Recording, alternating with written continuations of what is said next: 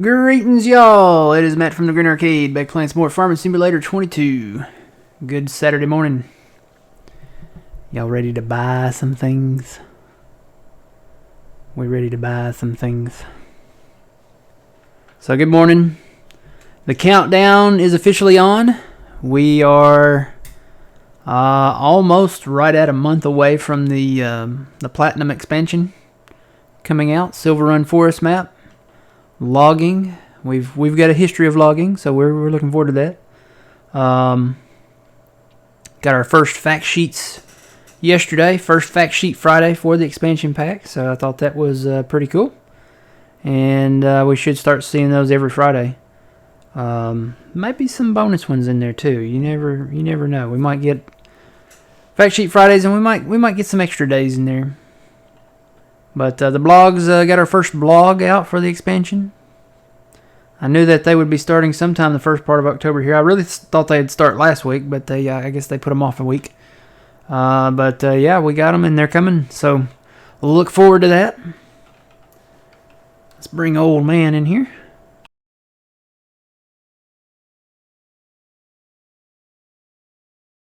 Good morning, old man. Good morning, Matt. So let's go to the map here. We made some money. It turns out the BGA was a very good investment, and we're gonna buy some stuff today. So, how much money did we make? It's really hard to tell because I've already bought some land. Picked up field 49. It had canola in it. Harvested that during the summer, so we've still got stuff up there with canola in it when you got to empty out. Picked up field 47 here. It has cotton in it. Also a good investment there because there's a lot of trees around there that we can probably clear out. So we can expand that field and kind of connect it maybe with that one. So it looks like a good one there. What else did we get? Bought field 34. Picked that one up. Field 34 has corn in it. So obviously, we want to really, keep the BGA going with corn chaff. So we're going to do that one. I'm trying to remember what all I bought. it's kind of hard to remember. I kind of went crazy, just a little. Of course, we had field 50 before all that, so that's nothing really news there. But I think that's it. So 49, 47, and 34 we picked up. Got those fields, and guess what? We're going to buy some more today. So if we look at field 40 down here, it is in soybeans. It is fully fertilized, and it doesn't have any weeds in it, so it's perfect. It's ready to go. It's just crying out to us, buy me, buy me, buy me. So I think we're going to pick up field 40. We have the money, we have the funds. If you'll notice down there in the bottom left, our current balance is $6.6 million. We had 6.7. I had to buy another tanker because it turns out we completely forgot about our bee farm up here. So we got about 40,000 liters of honey that will be ready to sell, I think in November is when it is. So we'll the pallets, I was moving the pallets off the launch pad or spawn pad, whatever you call it. They kept respawning. They did that like 4 times. So I was like, oh man, we're going to have a lot of honey. So we got to remember to sell that in February. It's kind of hard to remember everything that you have, but if we leave that truck up there and we have a tabbable up there, we should be able to remember that. All right, so back to it. Field 40, soybeans. It's soybeans. We've got a lot of soybeans up here, I know, but you can never have too many beans. Why is that, old man? Beans are money. Money and beans. So we're gonna do it, and plus, it's kind of nice because we already own field 41 and there's just a tree line here. We can clear that out after we harvest all this and merge these together. So that's nice. Same thing with 50 and 49 up here. We can clear these trees out, merge those two fields together. That'd be a pretty decent sized field.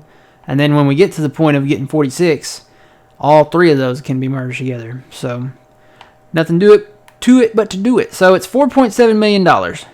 I kind of have a plan here. Good morning. That's an interesting name, but good morning there. Kind of have a plan here. I'm going to get field 40, which is 4.7, right? I kind of want to pick up field 44 because it is in cotton. It's a decent sized field. Trying to think of another reason, but those are really two good reasons. So yeah, we're going to go from there. And then there's one more field that I want to buy. Besides field 40 down there in the bottom left, besides 44 that has the cotton in it. There's one more field that I'm really got my eye on. And that is the field right over here, right down here. Field 30. It is a big field. It is $4 million. So I know we won't have enough money after we buy these two fields over here. And I could buy it right now. But if you look at the growth of things, it's all about timing. It's got to be strategical with your timing. Field 40, it's the eve before October 1st, by the way. It's the last day of September. Field 40 will be ready tomorrow, which will be in October. Field 44 will be ready tomorrow, which is in October. Because those are, to me, it looks like they're the dark green. When you look at, say, 29 compared to 30, 29 is darker green than 30. That tells me that 30 won't be ready to pick the cotton out of until November. So I'm thinking, along in part with our loan, we're going to have to take our loan back out, but we can pay that back off, no problem. It shouldn't be an issue. Take the loan back out, and hopefully we'll have enough money from the BGA by then, liquidation, and we do have the canola from field 49 that we're going to sell in November. So hopefully, by the time we reach that point, we might be able to pick up field 30. We're going to work towards it. If we can pick up maybe some extra contracts and make some extra money, we'll do that. But kind of shooting for field 30. So those will be the last, land purchases for this year. So let's go ahead and do 40. Let's get it. This is going to hurt. It's going to hurt. But, it'll be good in the long run. So 4.7. It's ours. And then field 44, which, like I said, it's in cotton. It's the cheaper. I looked at 18 down here because it's in cotton too. I was like, well, which one should I get? That one actually won't be ready until November, so, crazy logic would say maybe we could pick up field 18 as well, but I don't know. We'll shoot for 30 first, I think, because that one, I really want that field. I've always wanted that field ever since we started the BGA process over here, because that would be the best field to put corn in and do corn chaff. So, because it's right there. I mean, it's literally right there beside the BGA. So, let's get 44. So, it's 1.5. It's actually cheaper than 18. That's another reason why I went with it. So, let's get that. Alright. We're kind of broke.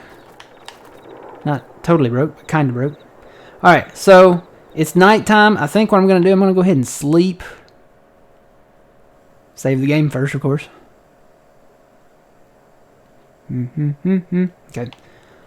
Let's go over here and sleep. We're out of silage right now. I mean, I emptied. They're not even on fumes. I emptied the fermenting silos, so we have no silage. What we do have a little bit left in the industrial BGA, so we'll make a little bit of money, but it's going to run out overnight sometime. So let's go down here, and we will sleep. Let's go to 8. It's getting late. It's getting late in the year here. Oh, rain. Yay, it's gone. Alright. So, yeah, we made a little bit of money. We were at 400-something thousand. Now we're up to 600,000. Before we do anything, let me go down to productions. And I want to shut that off. Anytime you see red, I like to shut those off because I think it still charges you money if you have them on. But if you deactivate them, then they don't charge you any money. So, we're, or actually, no, that's the hay one. Where is the... I need to shut it off too. There it is. We'll shut that one off. We might get into some of this other stuff eventually. Potatoes, sugar beets. And if we get into the animals, we'll have manure and slurry. I guess we can put it in there, but I don't think that accounts for much. I think sugar beets probably, and silage is where it's at. So, and maybe straw. Maybe we'll put some straw in there. We do tend to make a lot of straw. So, that's another thing. I guess we could sell straw. You know what? I'm not going to run all the way down there. There's a faster way to do this. So, part of this process, yeah, everything's ready to harvest now. Pretty much, except for those 2 fields. So, my logic was right. Part of this process was we were going to liquidate some things, and we are going to liquidate. So, we got some stuff that we just don't use anymore. So, we're going to repair and repaint and then sell everything that we've got here. So, getting rid of the Case Spirit. We don't use it. It's a nice little tractor, but we just don't use it. The fuel Bowser, I'm pretty sure there's not any fuel in there. I think I emptied it all out. Let me double check. Hook this up to it. Gonna get rid of the 1086 case here too. Again, nice little tractor, but we just don't use it. It's a good starting tractor, or you know, one of those little nostalgic things you want to hold on to. But we got a couple of those that we're gonna hang on to. Yeah, there's no fuel in this. Okay, so I need to. The forks are probably gonna fall. So let me repair. Okay, yep, there's the forks. Okay, so let me see if I can click on them. Come on. Stop rocking and rolling. Repaint, sell. And the fuel, the Thunder Creek. How does Millennial Farmer do it? Thunder. We'll sell that back. Got a little tank here. Actually, that only needs to be repainted. We didn't use it that much, I guess. All the tanks were empty on those, I double checked. So that leaves us with our Forage Harvester. I'm going to sell this back because it doesn't really fit in line with what we're kind of going for. We have the John Deere that we want to get right away. That's probably the first one. But this one, it has a speed issue. It had the speed issue back in Farming Simulator 19 when all the Kloss equipment came out. It doesn't go 6 like everything else. It only goes 5. And it's a low 5. So, kind of want to get something that, you know, will maybe match up to everything else. So, let's repair that. We should get a pretty penny out of this. Maybe. 123, yeah. Not as much as I was hoping, but it's probably because of how old it is. So, we will sell that back. Okay. And then repair that, repaint that. Wow, we get almost as much for the header. We'll sell that back. And we'll repair that. Gonna get rid of this. I have another idea. If we have to just use trucks, we will. But I'm thinking we might be able to attach a dolly to the thing and then just tow the truck trailers behind the thing. So, yes, repairing and repainting does give you a better sale price. So I'll have to show you on something else here in a minute. Let me sell that first. Let's go with the Versatile. The Versatile, it's a good tractor, right? We bought this on sale. It just doesn't fit with our future plans. So we're going to go ahead and sell this. So right now, before repairing or repainting this, you get $82,337, right? So it's going to cost me $20,844. Let me break out my calculator and get some exact numbers here.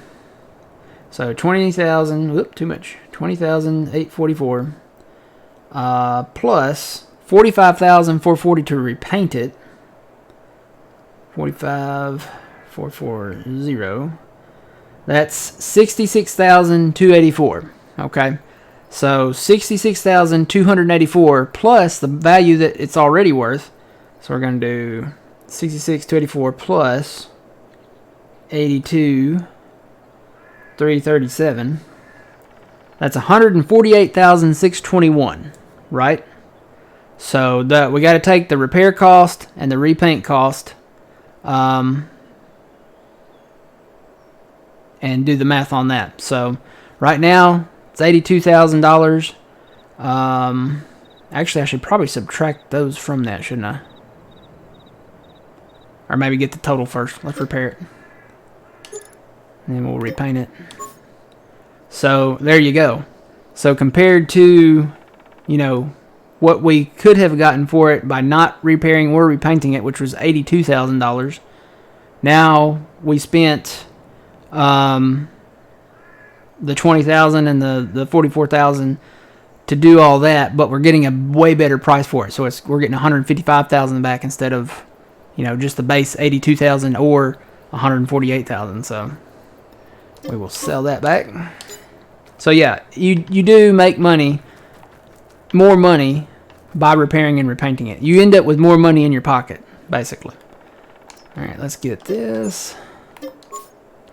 And we'll sell that back for 60 grand. I'd say we're well on our way to getting field 30. How much was it? Was it 4 million? Hang on, we might have enough money to do this now. 4,056,335. If my math is correct, we might be able to do this right now. So let me sell this back. This is the 45.55. We're going to keep the 47.55, I think. And you know what? We might be able to keep those arms. I might hang on to those arms for a minute. Repair that, repaint that, sell that. The log grapple, I might just leave that on there too. Because if we have to like move some logs for some reason. Okay, so we got a few things sitting up here. I got a few things that were on sale. Mainly this cultivator. And then this is where we put that thing on there. I may sell that stuff back. We don't. If we leave the tanker on there and just don't accidentally disconnect it, we should be okay. The man, good morning. We are doing things. We bought some land. We picked up field 40 and 44 just now.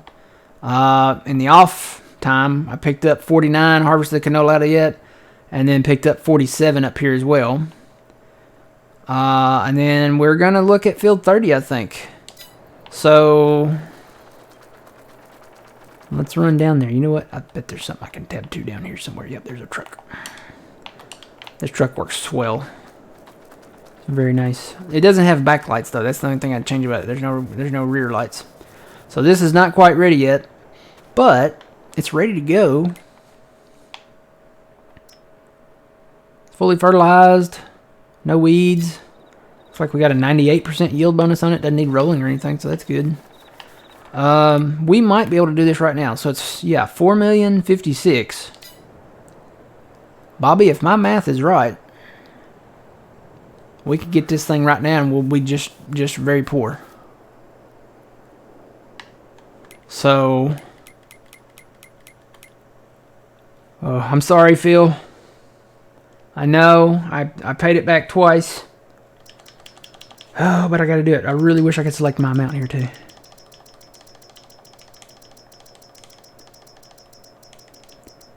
You play Farm Sim 2020 for Switch? Alright, that's the mobile version. Yeah, we're getting stuff done. We're doing big things. We put on our big boy pants, I guess. Or something like that. I don't know. Man, I really wish we could pick out that. Giants, if you guys are watching or you go back and watch this, it's going to be on YouTube at some point, but can you guys put in like a, I don't know, like a little thing where you can select how much you want to take out so I don't have to. I think I'm getting carpal tunnel. I'll be honest. It's really bad. Yeah, I take the loan out that often as well. I wish I could select how much I want to take out. Because now my thumb is tired. I gotta switch to my index finger. There's no way I can do this left-handed. I'm not ambidextrous. Isn't that the right word? I think it is. God, now that finger's getting tired. I'm gotta use the middle finger now. I think that's the strongest one. I don't, not for other reasons, but I don't give people the bird, folks.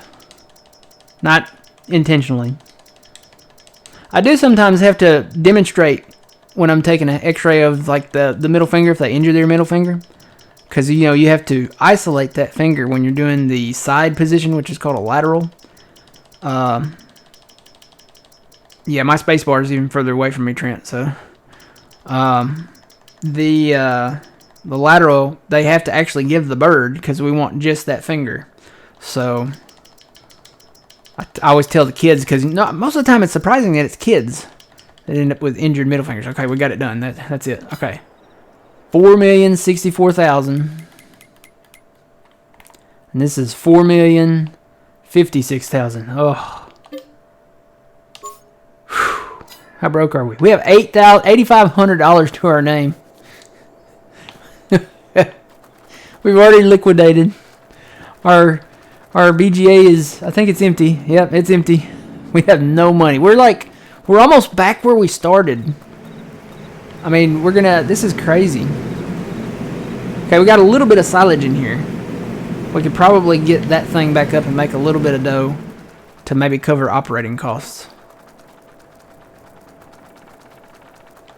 So that's what I'm gonna do. I'm gonna get the silage out of the BGA again, because that's money that we were earmarking for that field. But since we've already got it, now we're earmarking this for operational costs. So let me fill that back up. Grab this other truck. Oh, there is no other truck. Okay, I'll just use this truck then.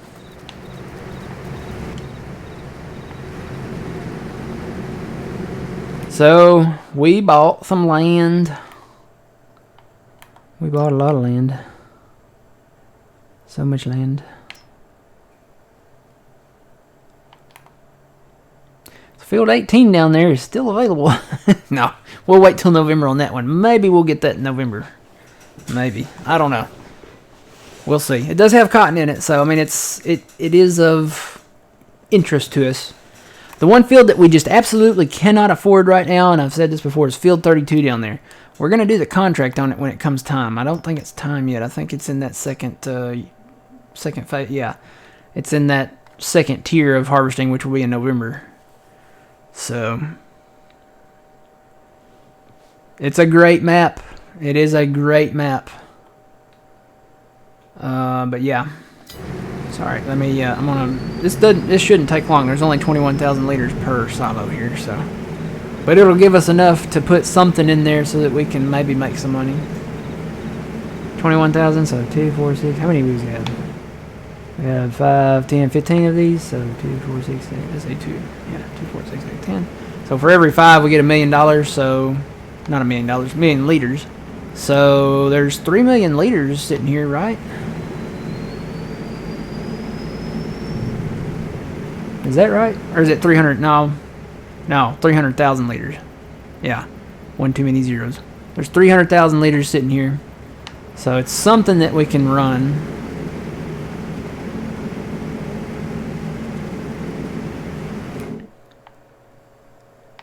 And I think old man is already harvesting up there.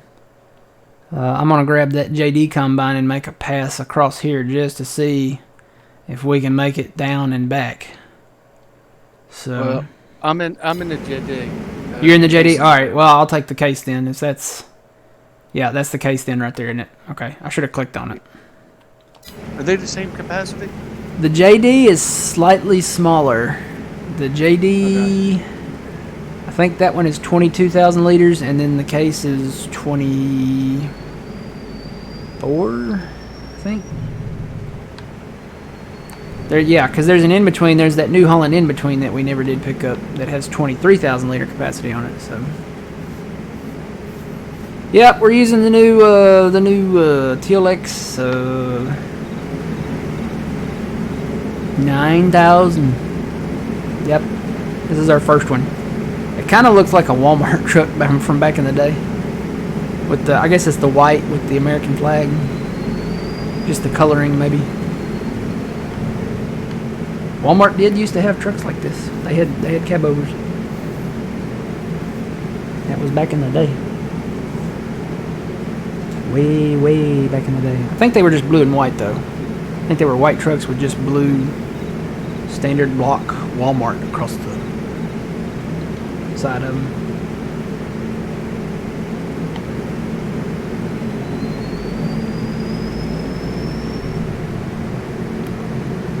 And yeah, I don't recommend hiring out your combine. We're probably going to have to run these manually. We are poor. Are there any? Let me see if there's any contracts. That's something else we might could do.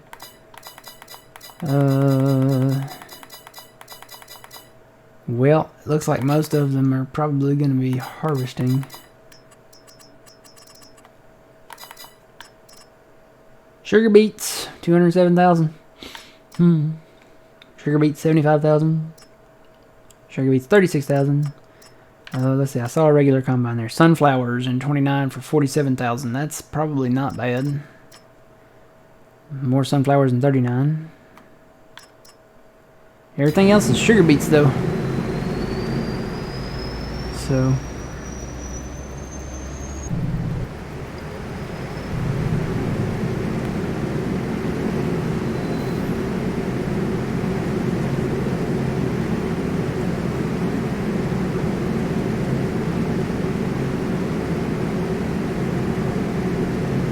Trixie is actually in her chair for the first time. First time in a long time.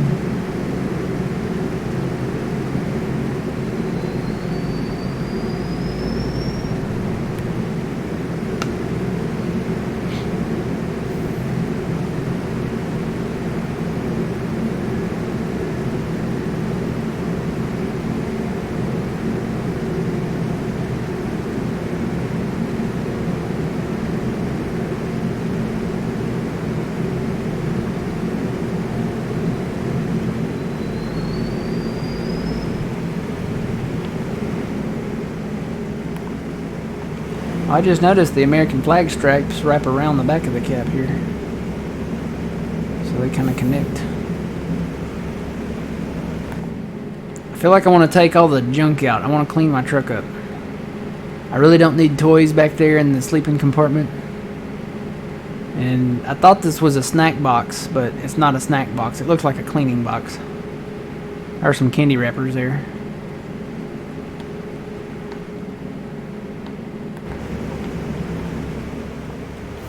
Did I do that one? Yeah, I guess I did.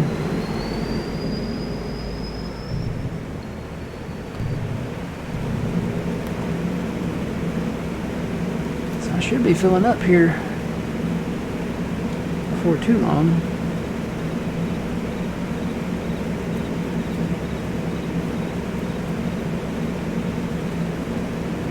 I like it. I think I'm gonna switch the light bar around because I put the strobes in it, and I don't know, it's different. I've never seen a light bar that goes across the top like that flashes like all at once.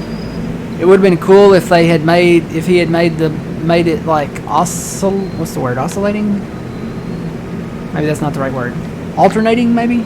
Like have the left side flash and then the right side. Do like some code 3 flashing instead of doing it all flashing at once.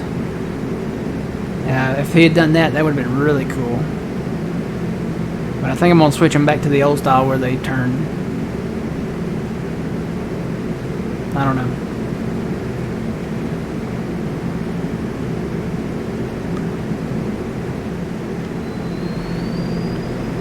Alright, this one should do it.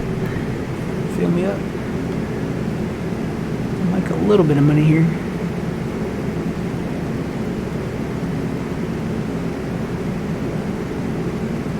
There it is. I got just a little bit left on those other silos. I think I'm just going to let that be and let it build up, and we'll come back and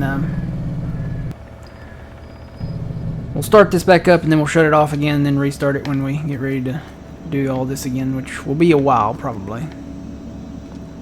Alright, so let me start this back up. Start making electricity and methane and digestate again. We'll sell all that. So that puts 250,000 in there, so it won't last forever. Certainly won't. But we'll see where that gets us. Alright, it's harvest time.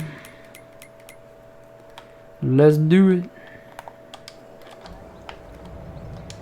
Combines are dirty. It's my fault.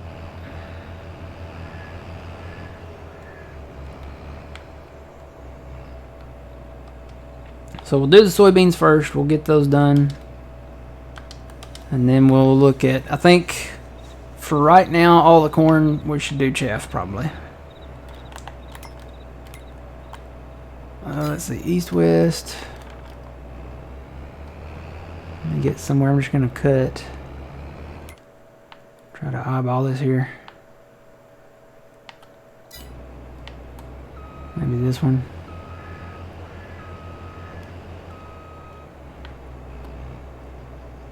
I want a full swath. That should give me a full swath right there. Alright, make sure you're dropping straw too. Oh, I'm dropping straw. Cool. That way we can pick up the straw out of this and make some money. Hello, Watson. Good morning. How's it going?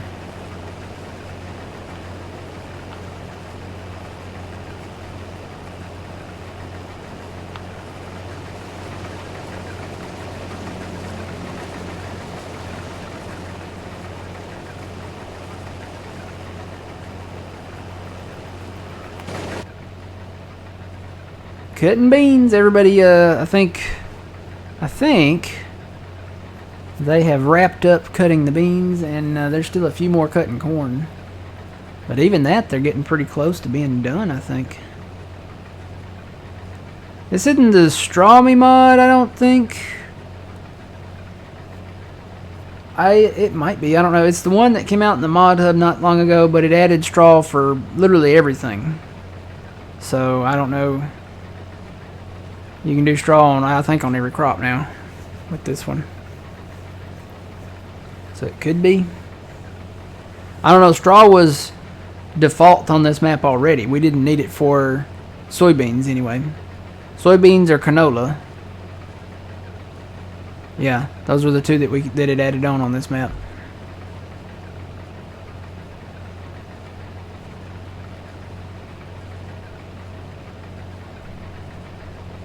We're gonna have a lot of beans.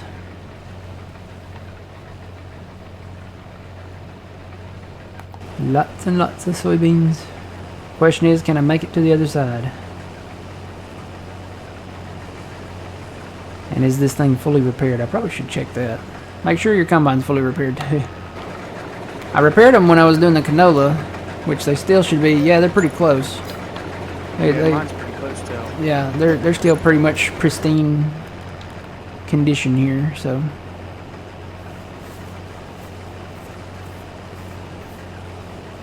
Is your GPS set up for a... Oh, for A to B? No. So when we do our GPS, we set it up with the heading. So 0 degrees is north, 45 degrees is like northeast, 90 degrees would be east. I want to say 135 is southeast, and then 180 is south, and then 270 is west, and so on and so forth. We've got some custom ones in there. If you look in our programming, you can see where I programmed them in here. We've got an east-west line, the interstate, north-south, northeast, southwest, and then something called SVBE, which is Southern Valley Biomass Energy, I think. So it's this place right here. South Valley Biomass Energy. That was close. Southern, south, same thing. So, and basically the only thing that takes care of, and I don't even use it anymore, I probably should just delete it, is this strip right here. I think I've been using the northeast and southwest one on that one. So, but there is a custom line for it. I think it makes it a little more northern.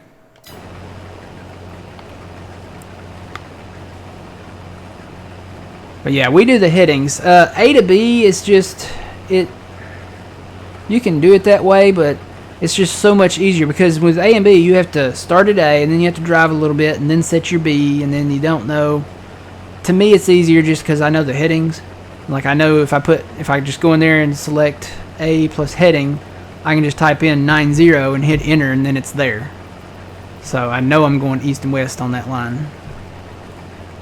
A to B, if you don't drive straight towards B in the heading that you want to go, really, it could be off a little bit, and you might think you're going east and west, but you're not.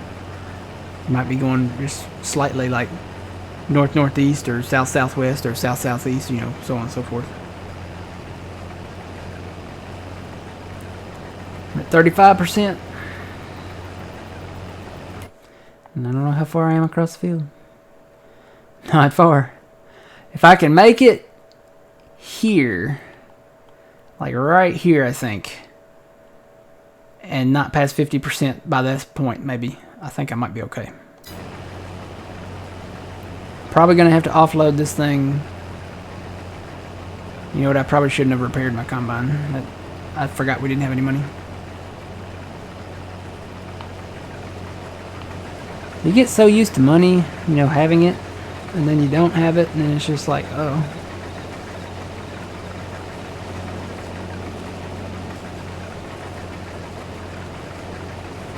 Alright, Trent, we'll see you later.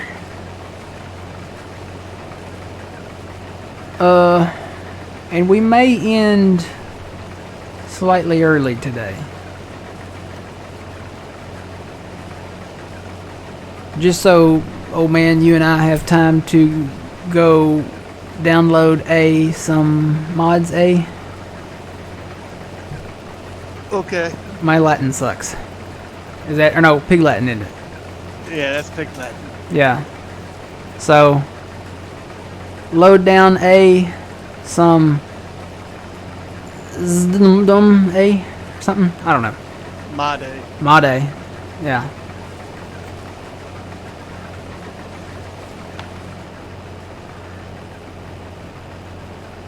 Because I'm gonna assume that would be one hand short, right? Yeah. Okay. Well, you just hit 51%. Did I? Oh crap. I didn't make it halfway either. We're gonna have to split this field up then. This is a low yielding crop too. Can you imagine if we put like corn in here or barley? I probably would have already gotten full. Wheat. Yeah, wheat and barley.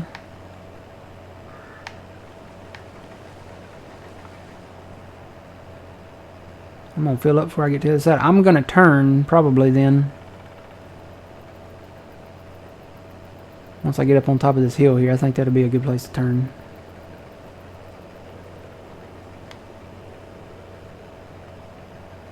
If I don't fill up by then.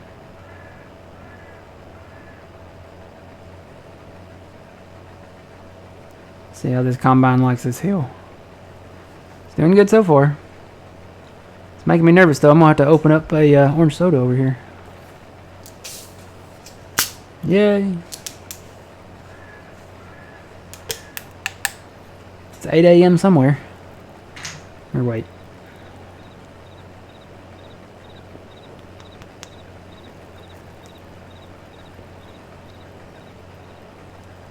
I'll always have the memory. I'm going to the hardware store with my dad and drinking out of a glass bottle, orange soda, crushed orange soda out of a glass bottle.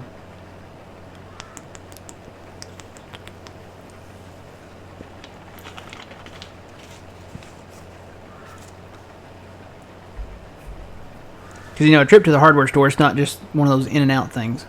When you go to the hardware store, you gotta stop over in the corner. You know, the older guys are over in the corner drinking their coffee and talking about, you know, the weather and the fields and, you know, their cars or trucks or whatever. And as a kid, you're just walking around looking at literally everything. Back then, the hardware stores, I mean, you could go in there and get anything. And then you'd return your glass bottle. You had a little rack on the side of the machine. You would, it was just a wire, like a prong sticking out. You'd, you know, slide your glass bottle on it, and then they would I guess they'd reuse them, recycle them, and they probably had a company delivering the glass bottles in. Alright, so I'm gonna turn, I think, right here. So I'm gonna stop and reverse.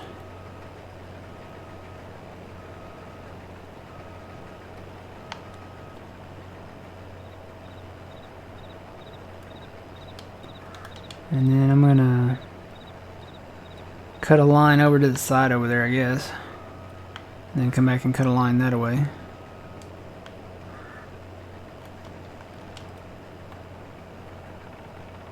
You can tell when this combine gets full, because it's the brakes. It doesn't want to stop.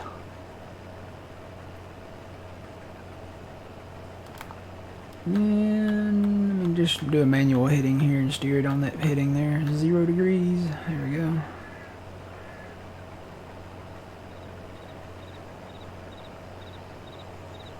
Oh yeah. Yeah. The old smells from the hardware stores. Smelled, it was a combination of stuff, I think. Mostly it smelled like metal, coffee, sawdust, and like a combination of WD-40 and probably some type of chemical. Grease and oil. Yeah, grease and oil, WD-40. Sometimes gasoline. You know, a lot of those guys, you know, they would come in smelling like gasoline, been working on something.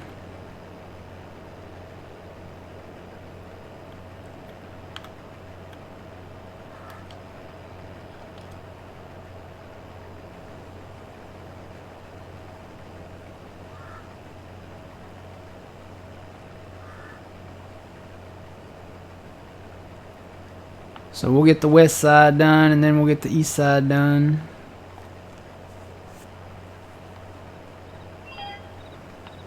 Uh-oh.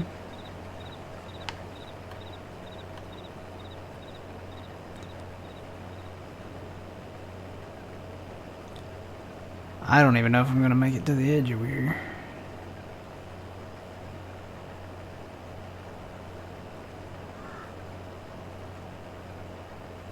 At some point, we're going to have to... I'm kind of hoping we'll go ahead and make some money. Should I go ahead and fast time to 9 o'clock so we can get a little money?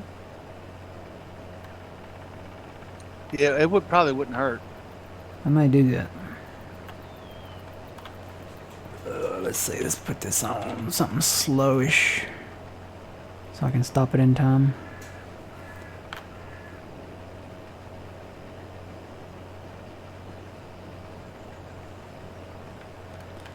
Want to see my lines?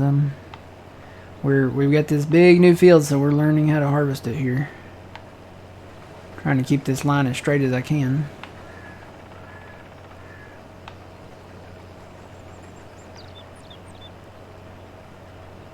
Well, I'm already at 90% though. I think I'm gonna turn right here and try to go along this edge maybe a little.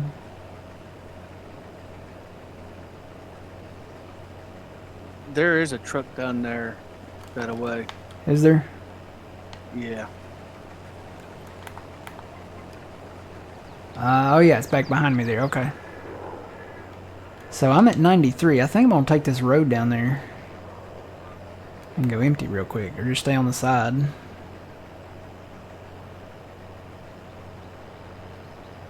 Oh, I forgot about the fast time.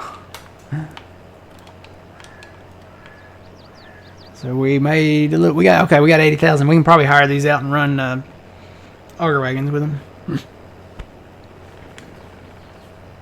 I'm gonna need that power. Okay. Assuming you can do it. Hopefully you can do it. Cross your fingers.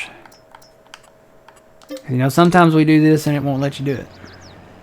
Well, I was thinking about that. I was wondering if because I was in them, it wouldn't let me do it. So I got out of it. Should let you do them if you're in them. Yeah, but when you give me that power. Uh-huh. Did you do it already, or? I did. Can you hire it?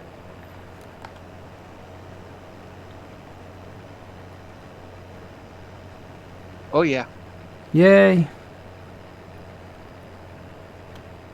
Oh, stop, combine. No, run away, combine. Let me go on this side.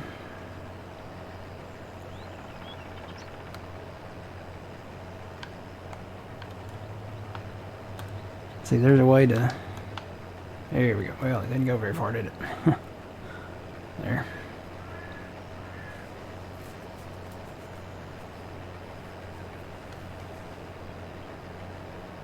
It's the kind of field you need 4 combines in. Yeah, we really need... And, you know, I really hate to get rid of the combines that we have because they're decent combines. But we may have to start looking at the fact that we have got some giant fields and we really could use that extra capacity that the X9s offer. So,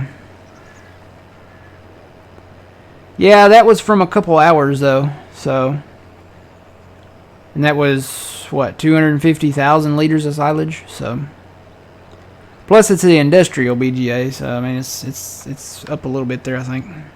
But we're selling. You got to realize we're selling electricity, methane, and digestate. We're not keeping any of it. It's all selling on the hour, every hour. All right, let's put that back in.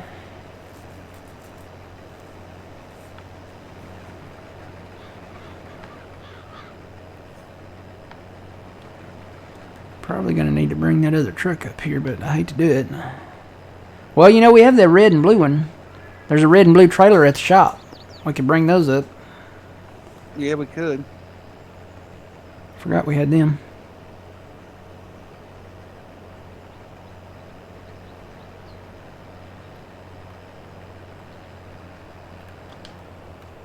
Shut that off. Oh, does this have header tilt? It does, doesn't it? Cool beans. I didn't realize it had that. You can see the header tilting on the combine here.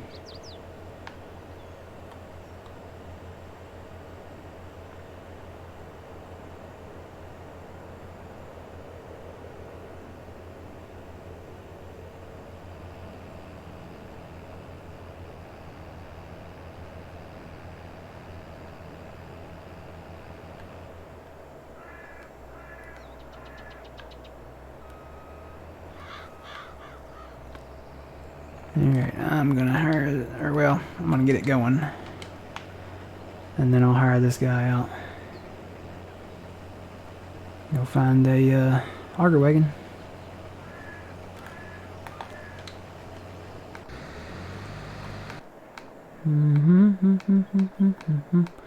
Somewhere out there, there's another auger wagon.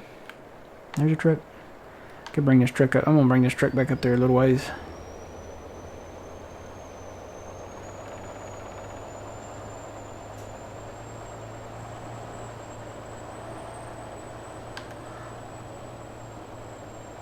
New mod that holds 75,000 harvester. No, I didn't see that. We try to keep it somewhat realistic here.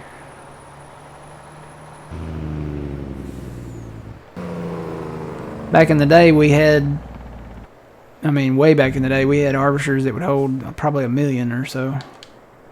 Let's see, where is that? There it is. It's got seed in it. I gotta go dump seed out, so I'll be back. And run down here to the silo and dump it out.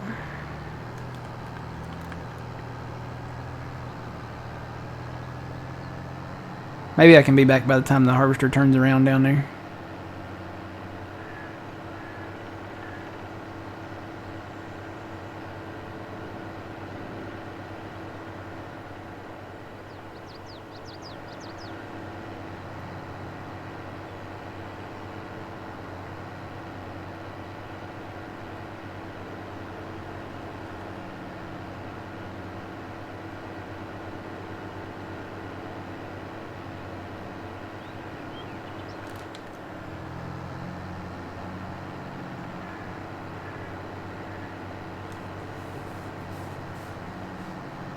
I saw the baler that the forage harvester thing that goes on the front of the tractor dumps into. It blows the chaff in there and then it just bales it up and wraps it. I still don't know how I feel about that. That's different, definitely, but Not realistic. not realistic at all. I think with the amount that we have, we would be better off just getting a dolly and then putting the trailers on the dolly and then just disconnecting the dolly from the trailers every time we get full and have somebody with a truck running the trucks and dumping them. Because, I mean, even those 250,000 liter trailers will fill up quick. We can just dump them, find another empty one nearby, parked alongside the field, and then hook up to it. And, like I said, have somebody driving the truck dumping them.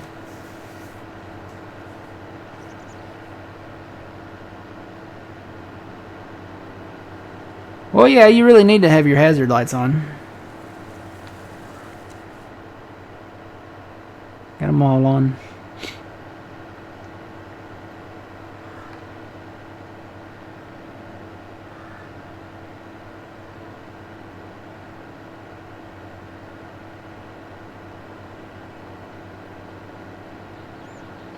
Feels a little bit better going by this place, by the farm, now that a lot of that equipment's gone. We probably got some more we could liquidate at some point. We never use this underbelly trailer now, so.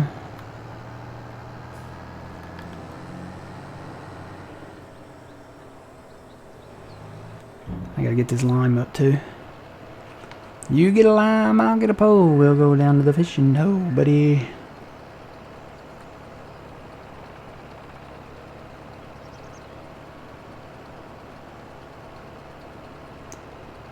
Big Papa, good morning, bro. Laramie, Wyoming this morning, nice. You know, I almost took a look at that Iowa map, and I found the mod authors like Facebook. I see no announcements of a 4X version of that map. So I don't know if he's on another platform that I'm not on, or he just doesn't update his Facebook or what, but there's no news of a 4X version of Iowa Plains. So if somebody... Do what? I was just going to say, I like the way it is. The standard size? Oh, yeah. Yeah, I haven't looked at it yet. I still have yet to look at it, but somebody in chat here a while back said that he was making a 4X version. But I have found no information, no announcement or anything like that.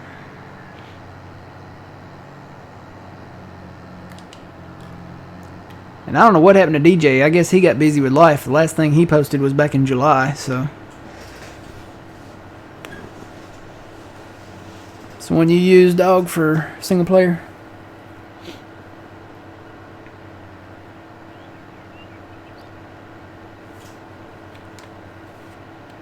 Well, we heard good things about the map. I know Trent and I think Left played it.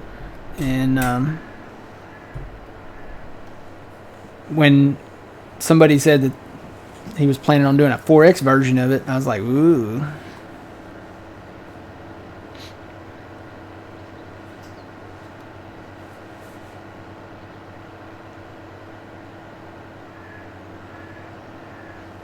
It appears that it's 4X. Well, somebody said that, like, you can see, like,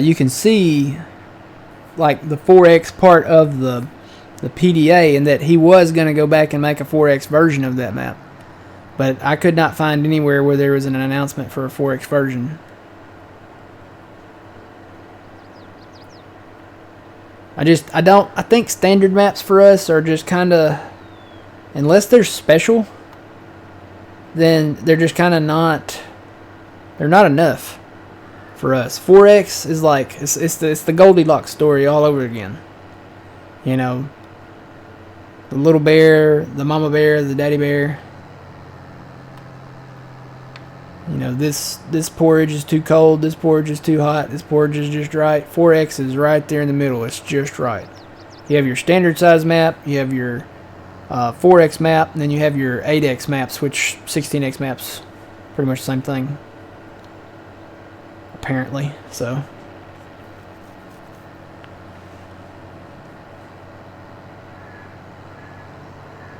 I probably should have kept going down the highway instead of coming up through here. Do need to get our cotton harvester picking over here though. This cotton over here is ready. Maybe I'll do that in between filling or offloading the case combine.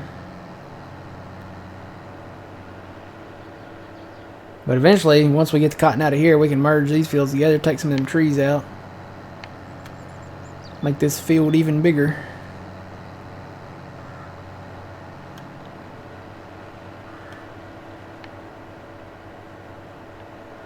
Wouldn't that be interesting if giants introduced weed types? Like all the different kinds of weeds that farmers see in their fields?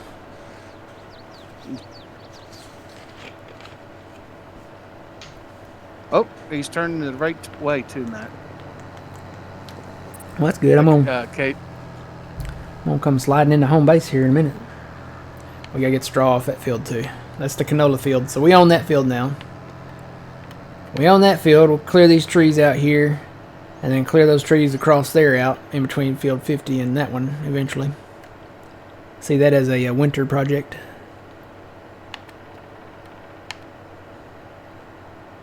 So yeah, he's at 70%. So hopefully I'll come sliding in there just as he's about full.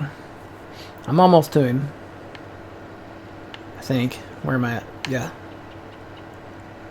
Did he turn the right way?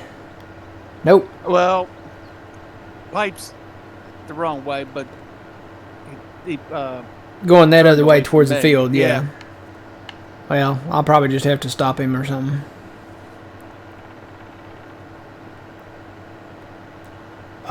Somebody said Farms of Madison County was already out.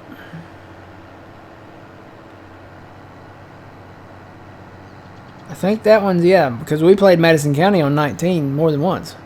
And I was talking to somebody about it, I think it was John, and I think he said it was already out. Somebody said it was already out.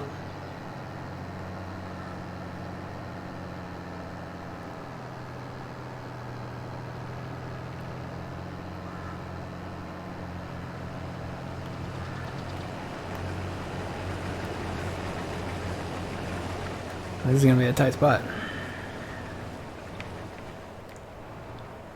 I'm going to let him roll. Yeah, somebody said it was already out. Let me see if I can find it.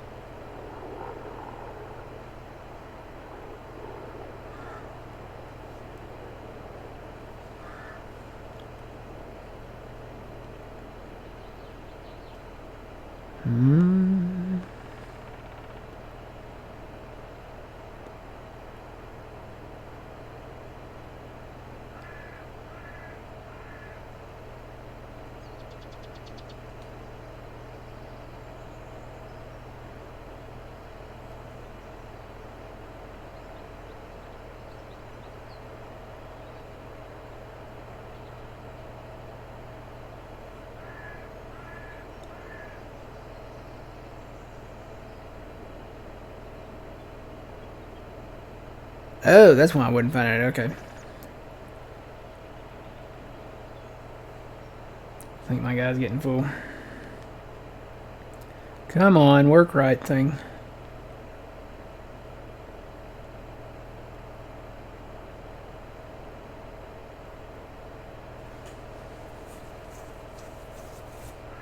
Yeah, the card is empty. I gotta go get this guy. I'm searching for it there, dog. I'll see if I can find it.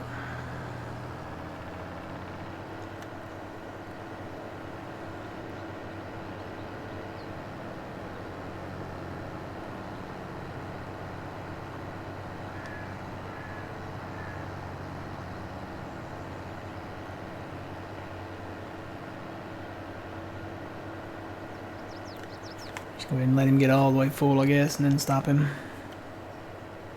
He's pretty much there.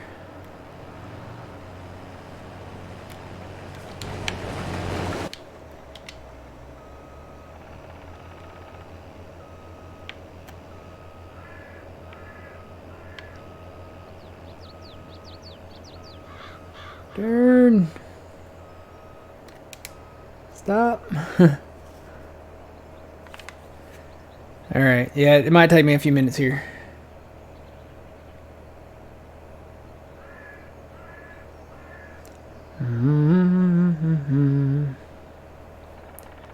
Do do do do do.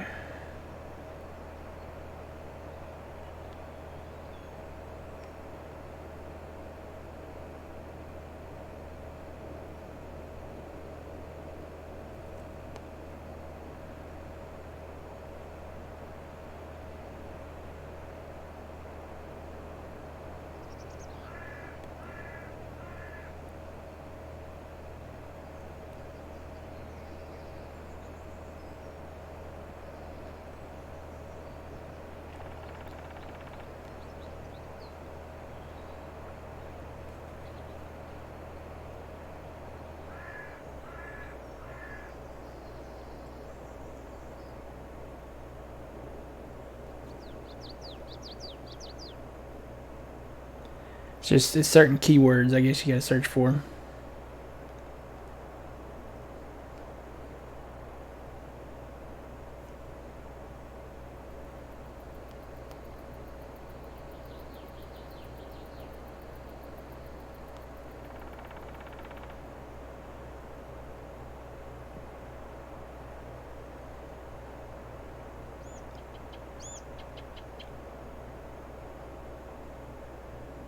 I don't know. I'm not seeing it. I'll try to remember. I want to say it was maybe John that told me that it was out, but I don't quote me on that.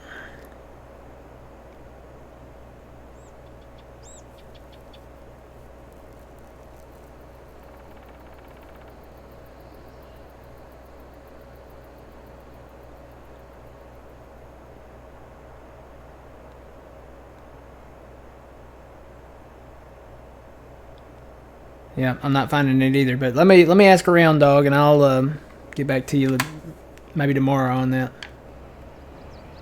I swear somebody told me that it was out already.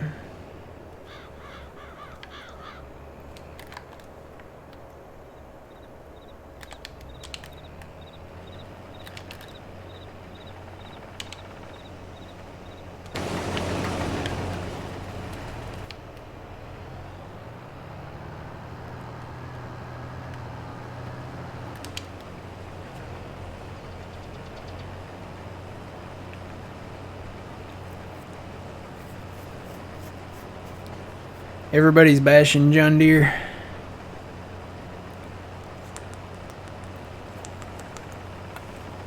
They announced that they're coming out with some electric tractors. And, immediately everybody was like, how are you going to run a combine across the field as an electric vehicle? How are you going to run a grain cart? How are you going to run 24/7? Can't keep it charged. They're not making big electric tractors. They're making small electric tractors, which I probably won't own one either way, but that's, neither here nor there. But they're making like the small, compact kind of light work utility tractors. They're making those electric. Probably about like the, what's that one?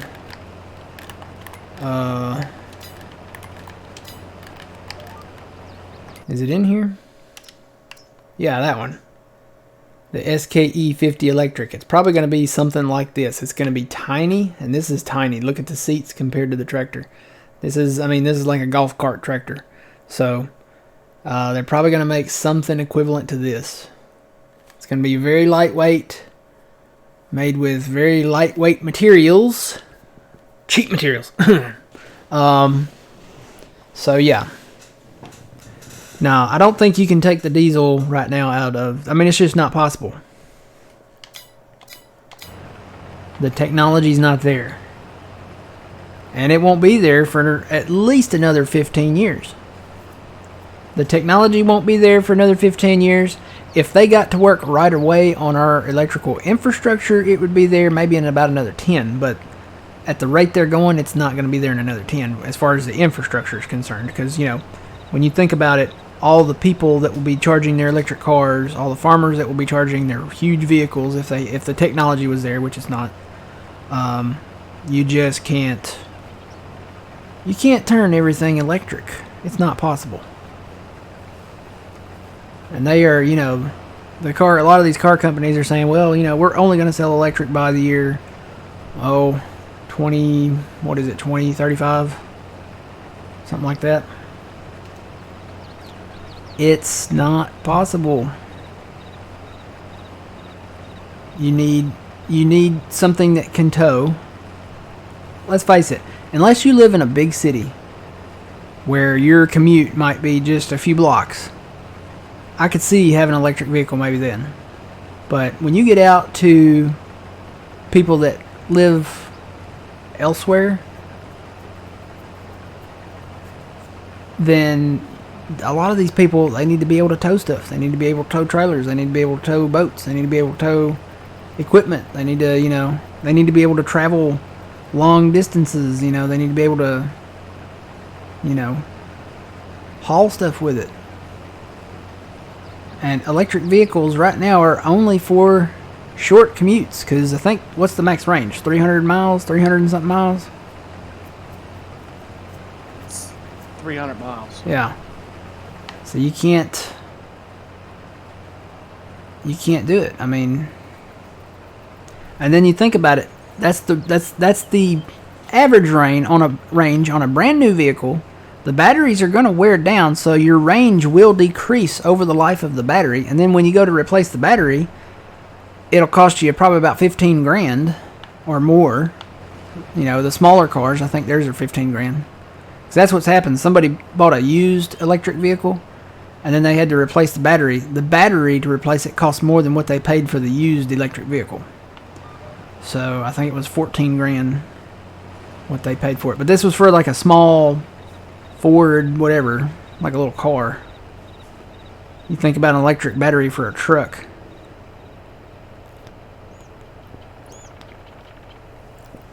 And then whenever you do have to charge it, you have to sit there for 30 plus minutes to charge it. What if you're in a hurry? What if you got to be somewhere? Oh no, he jumped. He jumped fields. It's not a bad thing, but we're not over here yet. We're kind of, I guess I'm going to have to do another inroad down here.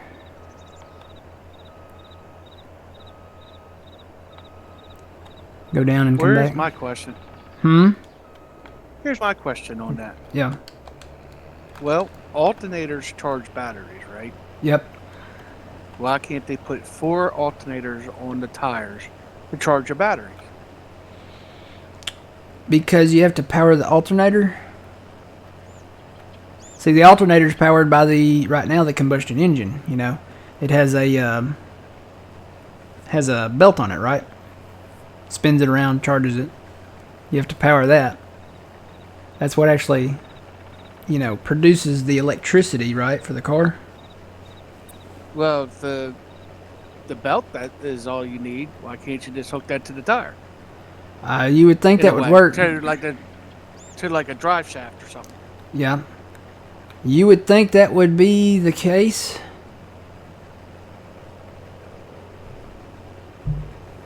I don't know. It might not be feasible because your wheels would have to be always turning, unless it switched over to battery backup when you stop. My thing is, think about, we'd be all right maybe down here, but there's other circumstances, and I'll get back to that. But think about the people up north. Think about the people that get stuck on the like the freeways and stuff when there's like a really bad snowstorm, and they're out there for a couple of days. What are they gonna? They're gonna freeze to death. Electric, it's a good idea, but the technology's not there yet. It still needs years and years of development. Yeah, the car doesn't charge itself.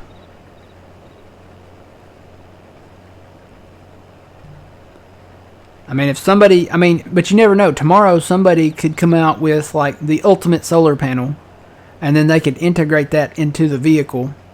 And if you drive during the day, it charges it, and then they'd come up with a battery that could last all night. So, until that technology comes along, it's still not going to hold a candle to the current vehicle. Now, you could do a hybrid, which is part-time electric, part-time gas, but you would at least still have the gas option. What they're wanting to do is push all electric. No gas tank. All electrical vehicle. No hybrid. Which, it's you just can't do it. The technology's not there. Well, they better figure out a way to do it with semis. See, that's another thing. You know, you think about the truckers. They have deadlines. They have places they got to be.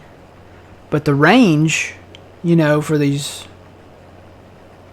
current electric trucks that are prototypes, I think what's his name? Elon Musk. Yeah. He's got one. The range is not what diesel would be. Plus, I would imagine a truck, probably a semi-truck especially, probably has a way, way bigger battery, and I would assume that would take much, much longer to charge. And it would take away from the weight that you can haul. Yeah. So, it's a bad move for the country. It's a bad move for where we're going right now.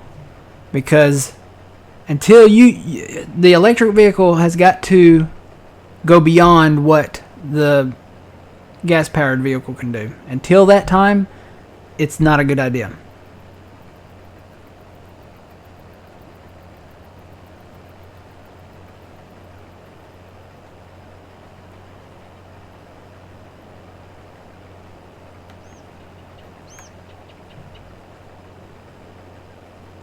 Yeah, the fusion technology is not there yet at all. They're working on that. They're working on fusion. But that technology, you know, that's still years away.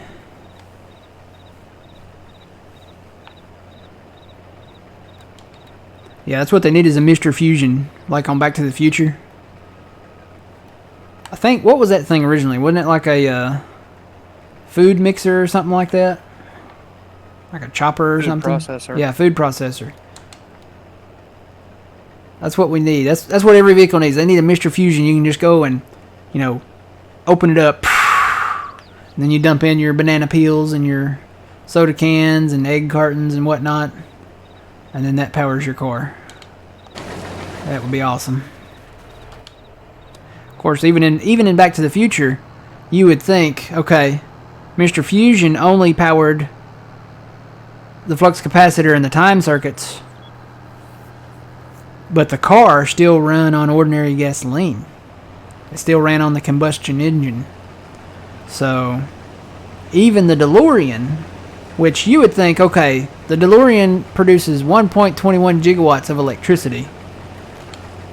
Could they maybe spare just a few watts to power the car too? I don't know, but you know, that just, you know, goes to show you, even in Back to the Future, it's, you know, you still need a hybrid.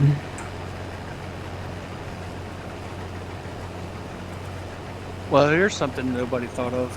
You need the machines to mine the ore to make the batteries. Yeah. How are you going to power them? Well, and two, we don't have the materials here. Guess where most of the materials come for lithium batteries? Where a majority of the materials come from. Well, I know that answer. Where? China. China, Afghanistan. Yep. China and Afghanistan. That's where a majority of I know a lot of the silicon comes from China. But lithium, particularly, is Afghanistan. So most of these raw materials come from these other countries. We don't have any of that here. And even if we did, the Go Green initiative would ban you from drilling and mining to save our planet or Earth or something like that. I don't know.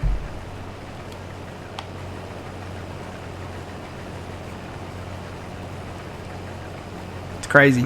Krypton? No, not Krypton. Maybe someday, you know, with Elon doing all this space stuff, we'll be landing on like Venus or Mercury or Mars, and maybe we can mine those areas. like Avatar, huh? Yeah.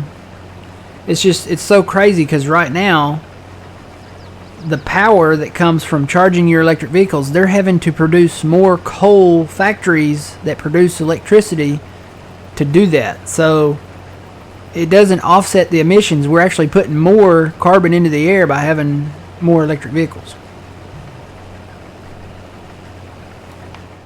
We're doing more harm to the environment by forcing more electric vehicles. Because they're not building they're not building new nuclear plants. They are putting in more solar farms, but these solar farms might have enough power, it's not going to be enough. You're going to have huge, if you do solar, you'd have to have huge, vast amounts of land to do solar on. If you do wind, but that's the thing, wind and solar is not a constant source of energy. You can't produce it 24/7, night and day, any type of weather. You have to have the sun for the solar panels, and you have to have wind for the wind turbines. It doesn't always blow, and it doesn't always shine. So that goes back to coal. That goes back to fossil fuels. It goes back to nuclear power. It goes back. Now, if they do the fusion thing, and they actually create sustainable fusion reactors, then we'll be all set. But the technology's not there. They haven't even discovered how to do it yet.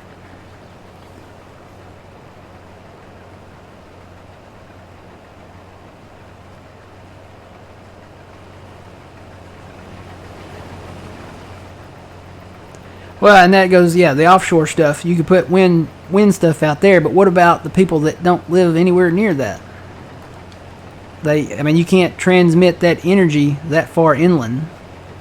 So you have to come up with something else. And we talked about that. What if, a hurricane comes along? Because, hurricanes are a very popular thing in the Atlantic. Just had old Ian come in through down there. What's the story on if those get taken out? What's the story on getting those replaced? How long would that take? Now, you cannot transfer energy from that far out. You would say, okay, well, cables, but you can't do it. You lose so much power that it wouldn't be enough to go from there to here. That's why each state has its own power source. Either through hydroelectric, nuclear, coal burning, something. So.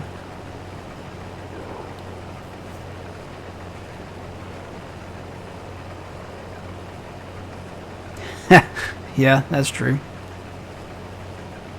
Underwater storage farms. I don't know about that. Water and electricity really don't mix that well. So,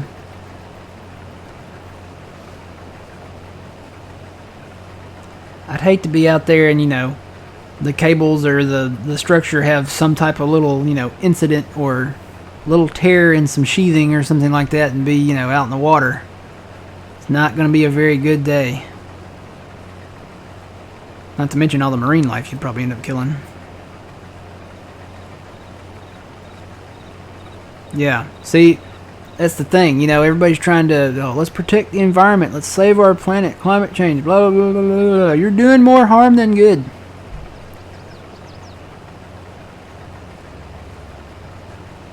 The technology, right now, you're doing more harm than good. When the technology gets there, yeah, it'll be great. But we're not there. Look at the places. Look at California and Texas, for that matter. It's not just California. Look at Texas and California. The wintertime, Texas, the electrical infrastructure cannot hold up in the winter. It cannot meet the demands of people in the wintertime. Number one, because most of the power is above ground. Well, some places have their electrical power underground, but everywhere in most rural America, we still use power poles. So when an ice storm comes along and knocks it out, and then when people try to heat their homes with the electricity, if an ice storm doesn't come along, the grid cannot hold up. California is the same way, but the opposite end of the calendar. When it gets hot, everybody tries to turn on their AC, and now, they're asking Californians to not charge their electric vehicles. Okay, they're the ones pushing the electric vehicles. They don't want them to charge their electric vehicles because it's too much of a strain on the power grid. And they're asking people to set their thermostats up to like 80 or 90. I don't know about y'all, but this boy sweats. If I want to go in the house and cool down in the AC, I need at least 72, 73 degrees or colder. So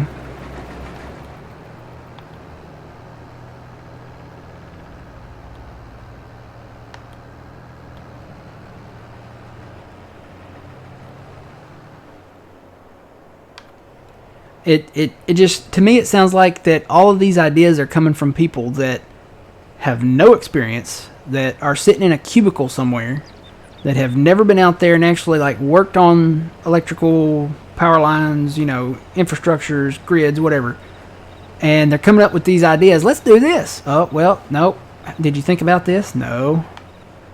Did you think about this making this possible? No. Yet they're they're passing laws saying, oh, well, we're going to make it a law, so then you have to do it. Well, no. I mean, you might pass a law, but you can't. What if you can't do it?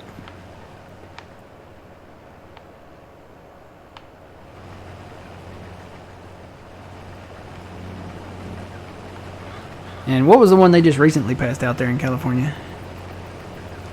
Was it the trucks? They wanted all trucks to be electric by a certain point. There was one they just passed recently. Maybe it was just all vehicles.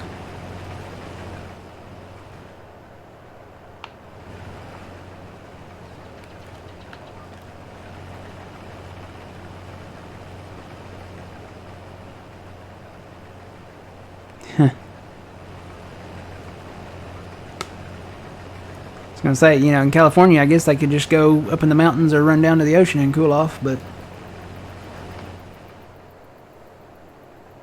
Gotta have your electric car to get up there. Yeah. Or down to the beach. Gotta have your electric car to get up there, and if they're asking you not to charge it.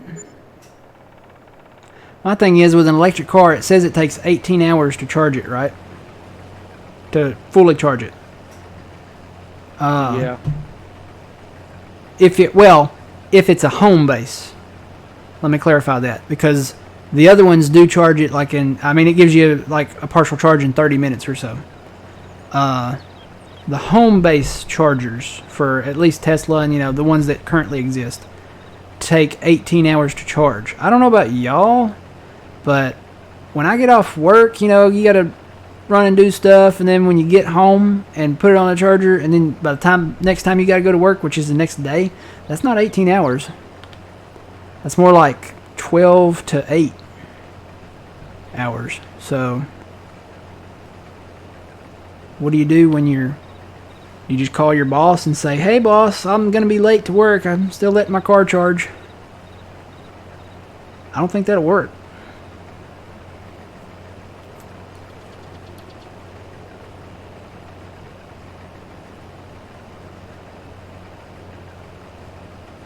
Kind of makes me want to go to some of these auctions where they sell these old army trucks, like what are they called, is it a dually?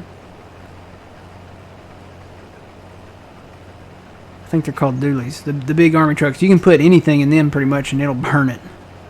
So those things will run on kerosene or diesel or whatever you put in there.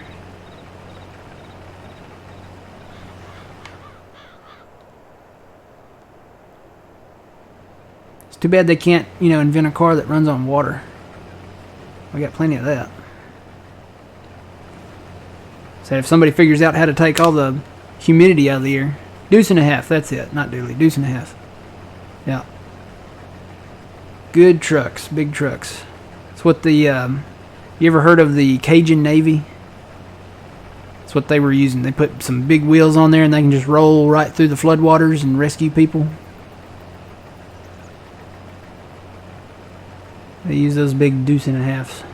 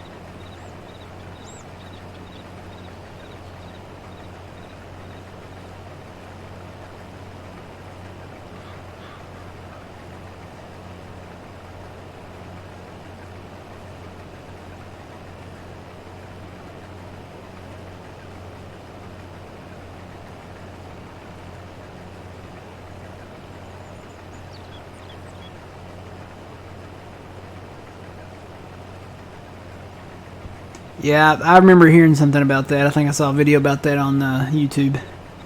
A guy actually did invent a car that ran on water, but then he mysteriously was killed in the 90s.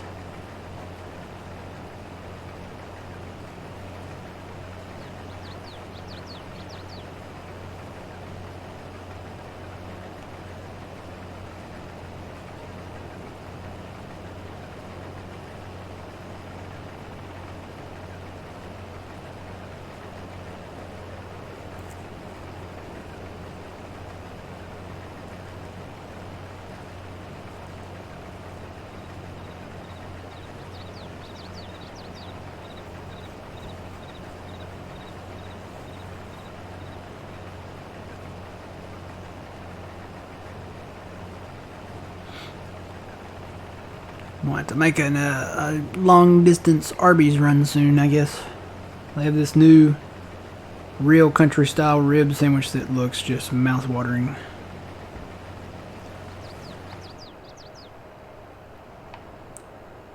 Until then, I guess I'll stick with the Chop House burger.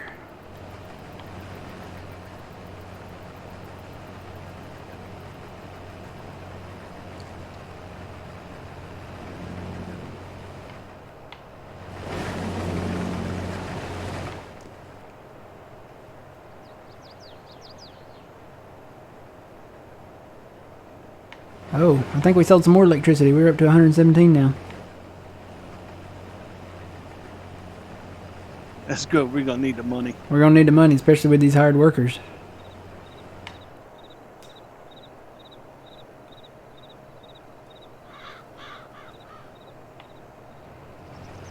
I need to get the cotton guy going. Now that we're up to that, I may go down and grab it after I offload this guy.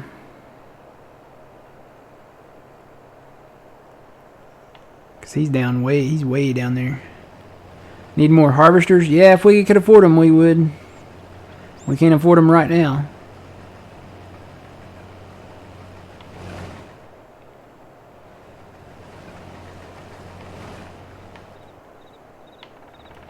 You know what? He is not that full. I'm gonna empty into this truck real quick.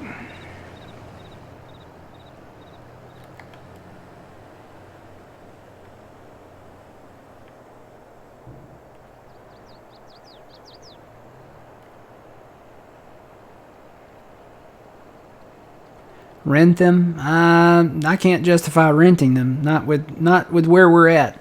That 117,000 is all we have. And right now I'm reserving that for hired worker. Fuel cost. Fuel cost. Repair costs. We have to keep the combines repaired. So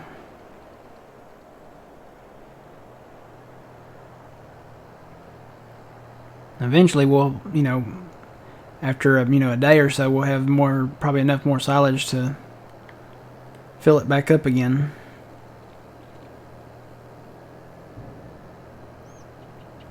What's the straw price at right now, I wonder? We could maybe sell some straw too. Come on, thing, save. I think that's more winter time. And that's at $80. I mean, it will get higher. And two, you know, now we can dump straw in that BGA over there, so we could do that too. I wonder if it'll take bales. I don't know. I don't know. We'd have to try it out and see. If not, we'd have to put them in the silo and then take them with the truck out of the silo and dump it over there. But we really need to get the harvesting done. That's the main thing. The straw can sit here as long as we get the crop in, because, you know, eventually that will wither.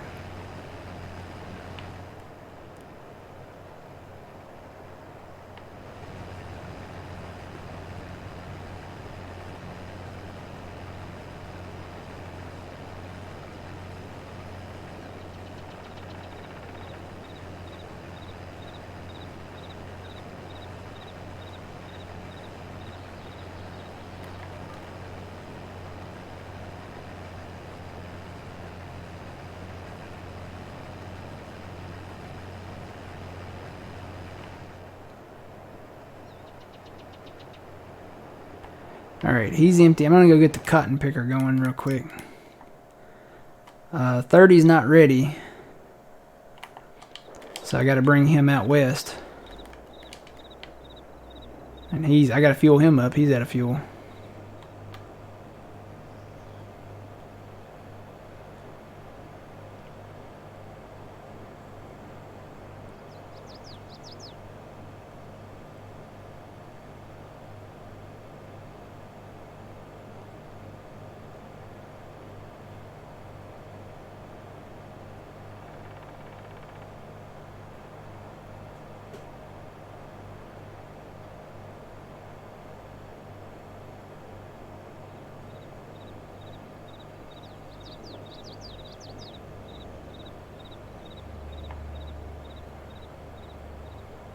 The one bad thing about this harvester, you can't fold the header.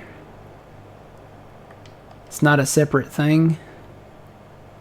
So if you've got if you've got any cotton in your harvester, which you can't eject it out, you can't get rid of it. I guess I could reset it, but I mean, you would lose what's in there. You can't fold the header because you have to fold the harvester when you fold the header.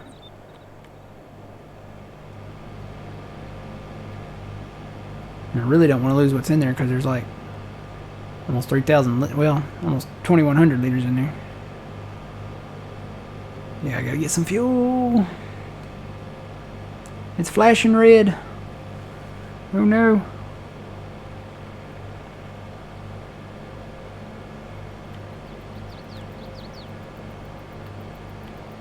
Yee. Come on. This is the problem.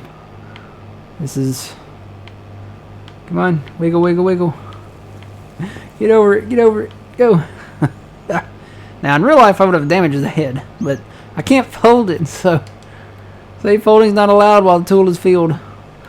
I wanted to go through the farm or something, too, because there's no way. I can't get past this narrow bridge over here, and I got to get fuel. I'm going to find a way around it here somewhere. We got corn over in this field, so.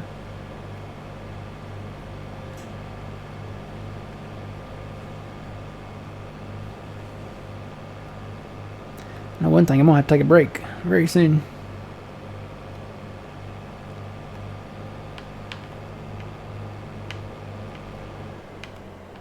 Really? I don't even know if I can make it down the road. Yeah, we got corn over here, so I'm going to have to figure out. I may have to go. Yeah, there's rails on that one too. We're going to have to figure this out in a minute, guys. I got to take a quick break. I'll be back.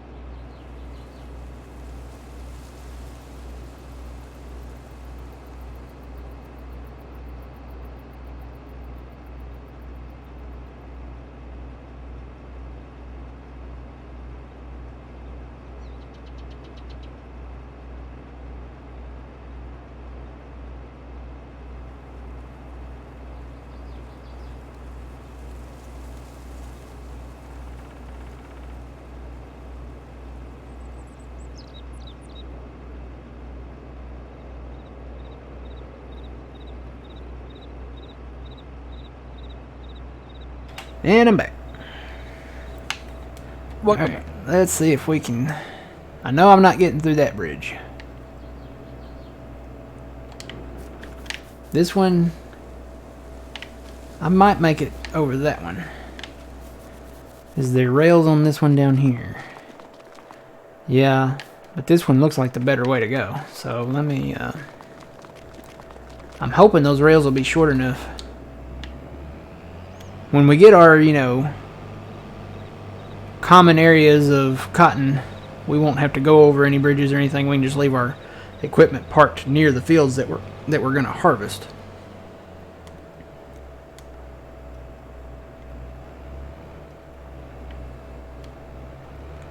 Yeah, I can go over these rails, okay.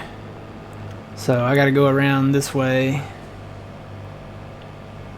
and then go back and get fuel.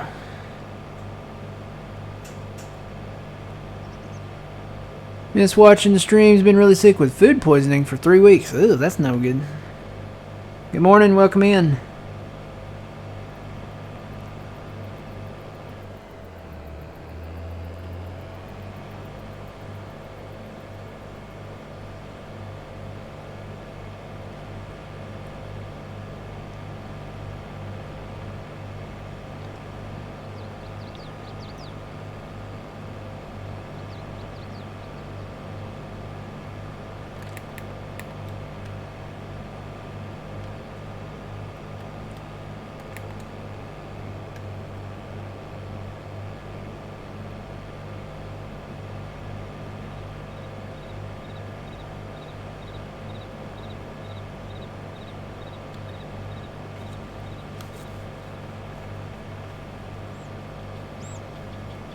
I don't know. Was there an update recently?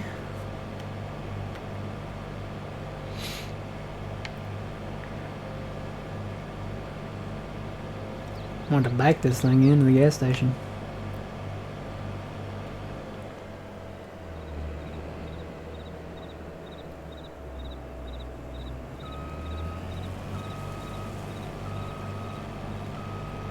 We have fuel trucks. I could have brought one of them down, I guess. Say we do. I think we do. Oh yeah, I gotta get out. Maybe I'm not back far enough. This is a sight to see. Yeah, just going down and get some diesel here.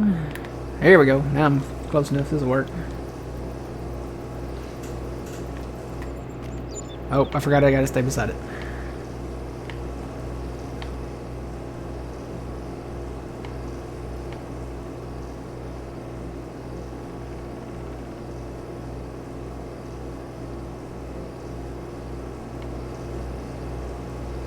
I don't know how much this holds either, so guess we'll find out. I guess that's my guy, probably getting full.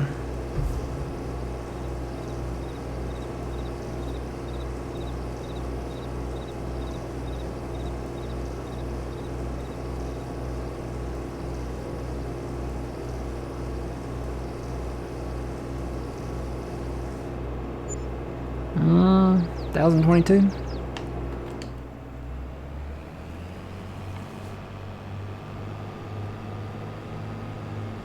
Alright, I'm on my way.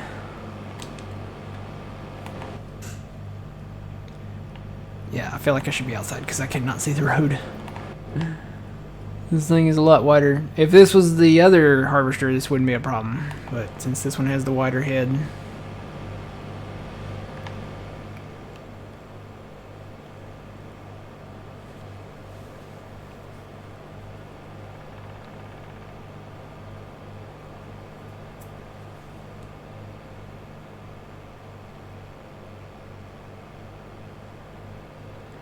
Well, old man, I found out we're getting one student, and it's only going to be on Tuesdays.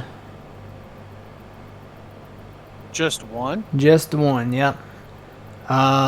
We get them from different schools, and one school, the student that we were supposed to have, she actually dropped the program, so, and they didn't, there was no need to shuffle the schedules around just to send us a student. So, We're not getting one from one school. The other school, they didn't accept. Well, I guess what's the right word? Oh gosh, there's a sign there.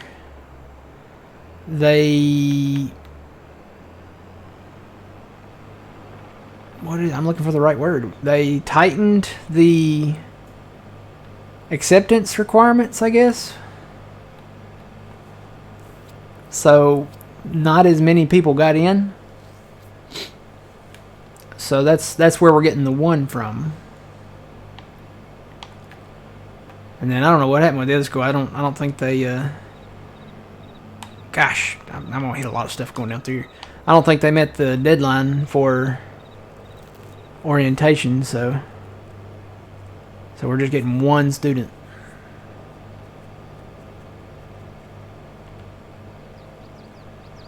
But it's on Tuesdays, and she's apparently there during the day. So you're gonna be doing some teaching. It looks like it. I already told one of the other techs, I'm like, look, if y'all want her, y'all can have her. So, because they used to come the first years, which she is a first year. They used to come during the evenings. Of course, I was working evenings a year ago. This time, last year, and that meant every fall semester I would get 3 or 4 different girls from different schools, really 5, 4 or 5. We'll say 4 or 5 from different schools. Oh, I'm glad I had the cap on that bottle. That's my orange soda. We would get different ones, and they would come during the evening. And since I worked most of the evenings, I was their teacher, and I worked. There's not any other techs on the evenings, so I was their sole sensei, you could say. But now that there's other techs, I'll be like, yeah, y'all can teach them. Yeah. Leave me alone. Go learn. See, I have to think about this strategically. I have to be like, oh, well, they are a fantastic teacher. Talk about the other techs. If you really want to learn something, you should probably, stick with them. They know all the, all the stuff, and teach it very well. And I've heard nothing but great things from the other students, that have been with them, and peace be with you on your journey. So, in other words, you know how to throw around the Commodore, huh? Yeah. Otherwise, I know how to get out of not having to, 1 o'clock shadow her. It's crazy. They tell them to stay with us no matter what. And look, when I need to go to the bathroom, you don't have to follow me up in the bathroom, okay?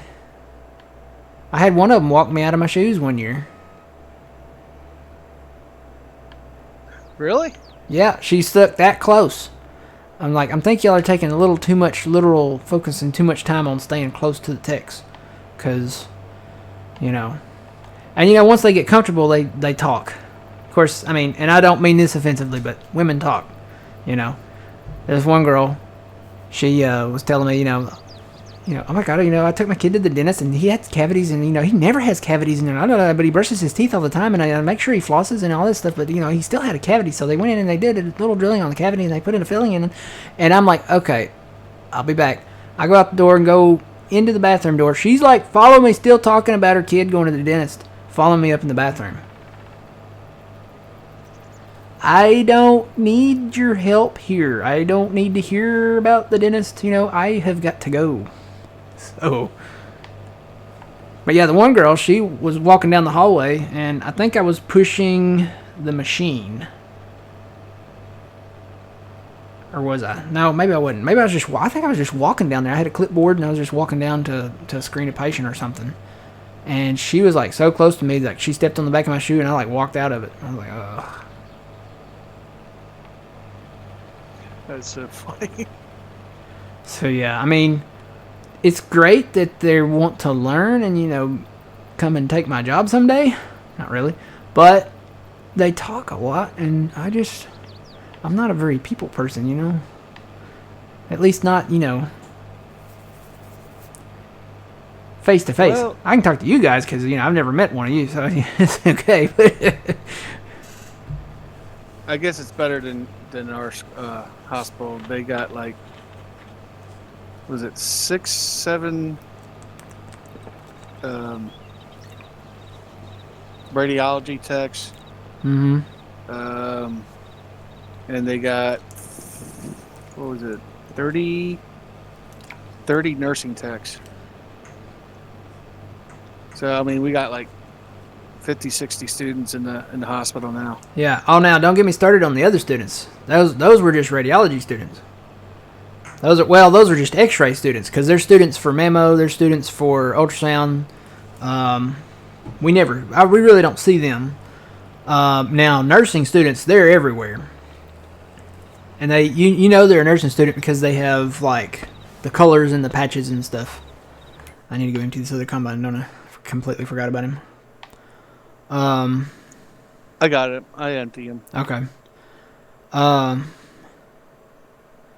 But yeah, they there's a ton of nursing students, and they spread them out.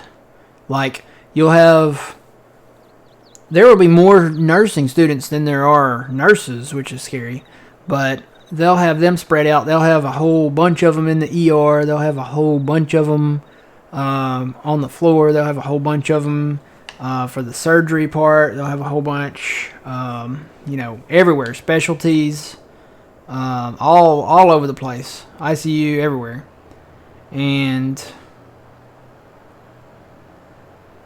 like I said, they're the nursing students because they wear. You can just tell the color of their scrubs and the patches that they wear is. But they're everywhere. There's a ton of them. When they come in for the first time, they meet in the morning and then they'll meet in the afternoon when they get done.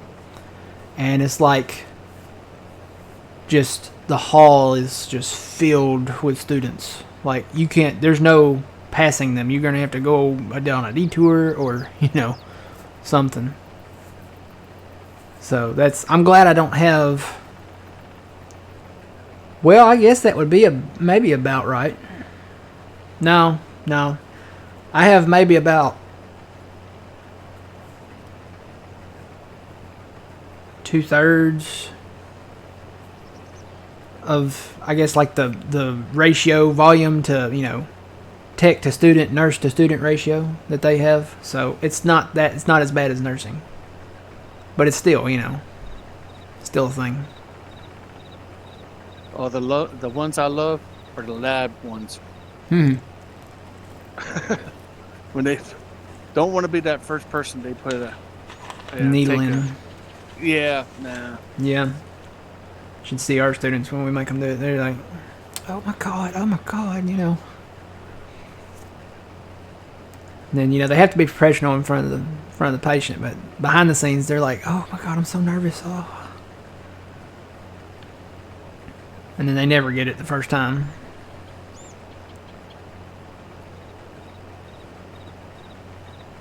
That comes with experience, though. That's not just something that you have to. That's one of the things that you have to do to learn really how to do it. I've been doing it for 16 years, and I can say everybody's different. Every patient's different.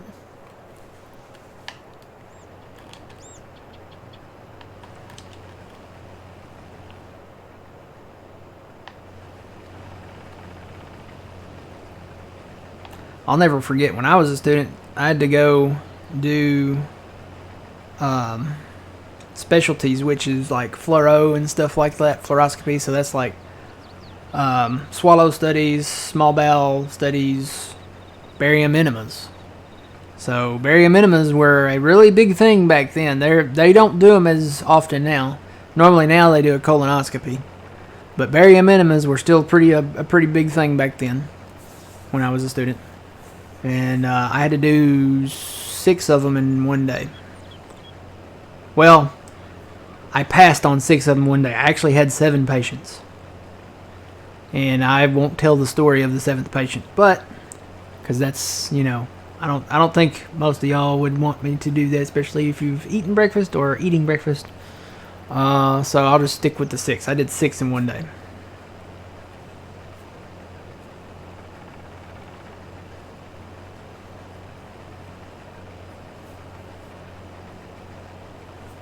And then surgery was another story. I actually liked surgery. It wasn't bad, but you have to dress out when you go into surgery.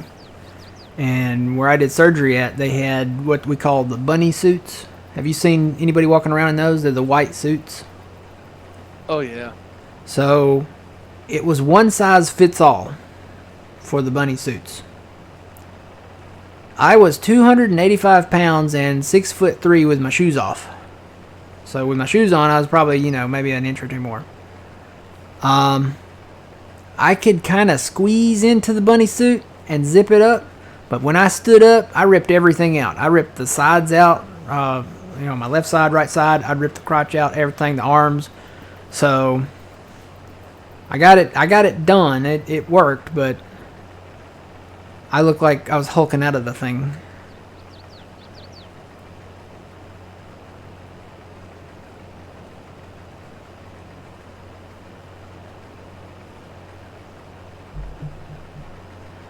But yeah, just getting the one student, so that's good. And she's only coming one day. I think she's there on Tuesdays. So. Why only one day? I thought they, I know, like 5 days. It's weird. Last year we got them every day of the week, and at different shifts. Like there would be one there during the day, and then there'd be one there during the evening, on Monday. Then Tuesday there'd be one there during the day, and then there'd be one there during the evening. And then Wednesday the same, Thursday the same, Friday the same. Sometimes on Fridays we'd have some that would be there like for a longer time, like a 12-hour or something like that. And then another evening one. But yeah, they were just getting one. Like I said, the one girl dropped out, which she probably was. No, she would have been another day one. I would have thought the one that's coming during the day would have been a night one, but she's a day one. I don't know, maybe they're changing things up now.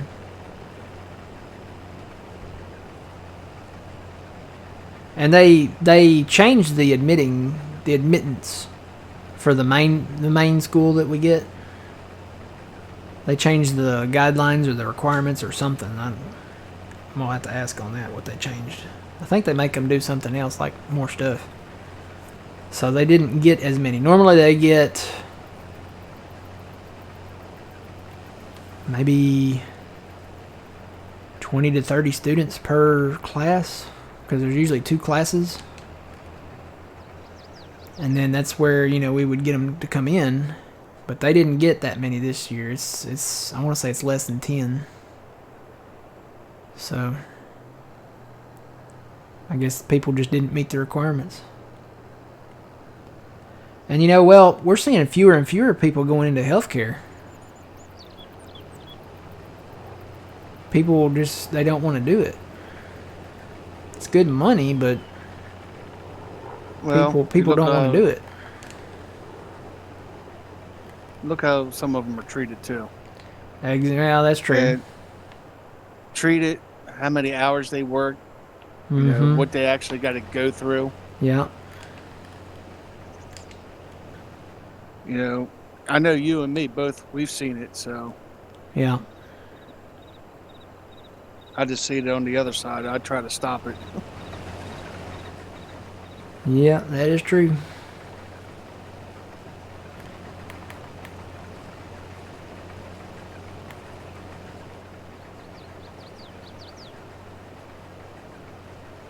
We got so much corn to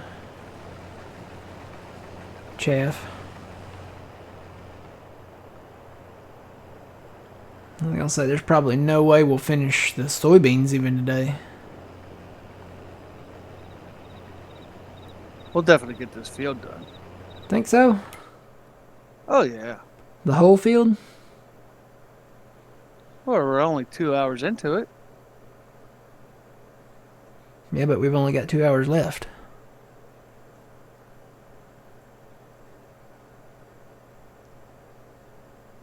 I don't know. No, I don't. Yeah, okay. No, I don't think. I don't think I, we'll finish this field.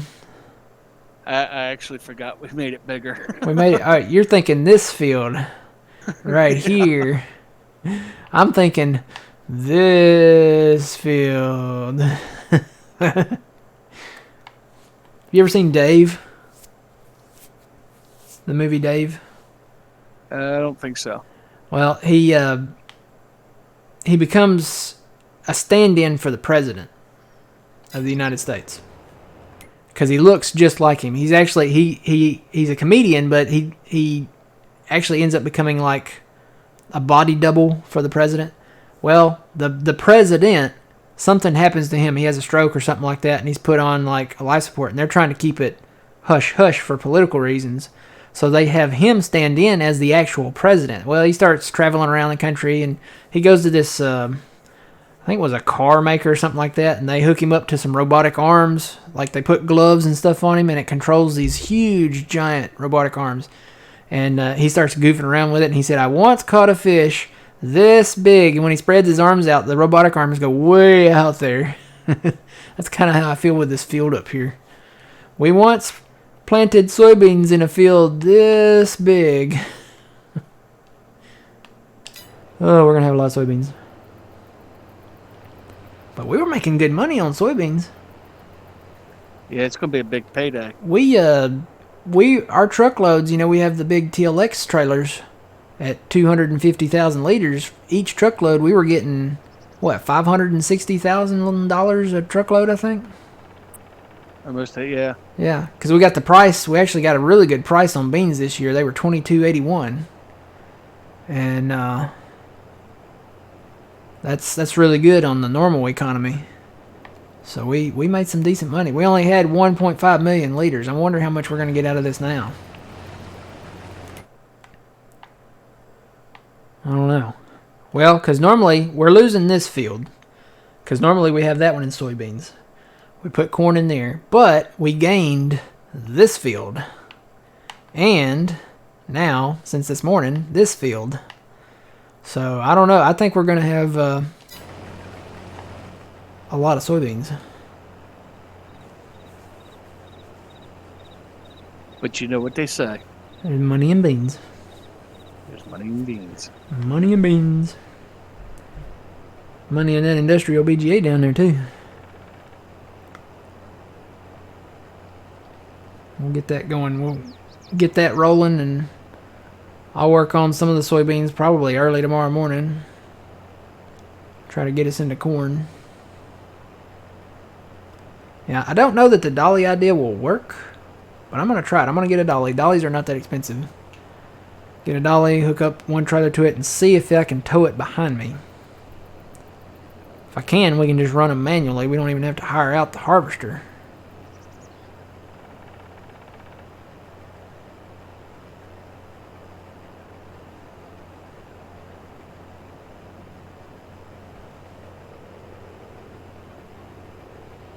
Which we're probably going to have to sell some stuff. Because you know what I just realized? We have no money? Well, we don't have a forage harvester either. Oh, yeah. I sold that Kloss. So, yeah, we're going to, well, I'll probably have to, what I'll probably do is pick up the straw out of 49 over there. And pick up some straw out here, go ahead and bale it, and then try to sell it and see what we can. Because it's at $80, so that's we'll make some money off of it. Plus, we're gonna make some more money off the BGA. We'll have some more silage down there. It's processing as we speak right now. Let's see how much we got down there. Each one has 5,000, so it's building. If we leave it alone, let it build up, and some of it has 27,000. Looks like it's probably the ones that I didn't hit a while ago. So. We'll have enough. We'll make some more money. How is that BGA doing? I wonder if there's any more in it. Yeah, still got 25,000 liters in there.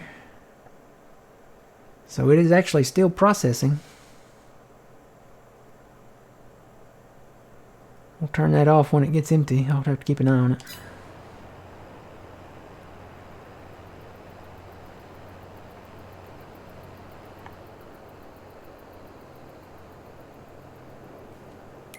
Which the forage harvester that we want is only 387, so this is the one. This is from Skywalker Farms. This is the 9000 series, and it is the American version. Why Giants couldn't do that with this? Because they've done it with a lot of the other equipment. I want to see a US version of this. It wouldn't be hard.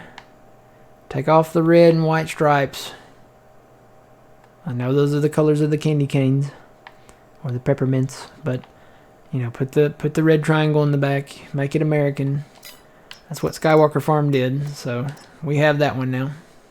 It's got a short pipe. You can change. There's a lot of different stuff you can do with this. You can put a CB radio in it and numbers on it, and you can make a longer pipe on it. So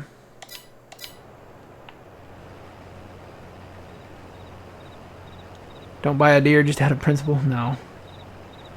Hello, good morning, welcome in everybody that's coming in. Good morning.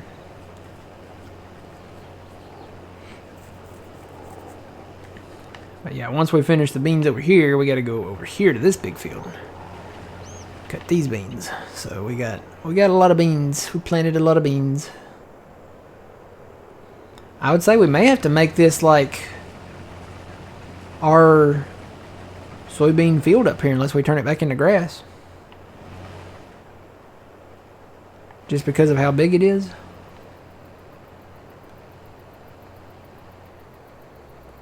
I think we should keep it soybeans so we can get more money. Yeah, keep it in soybeans.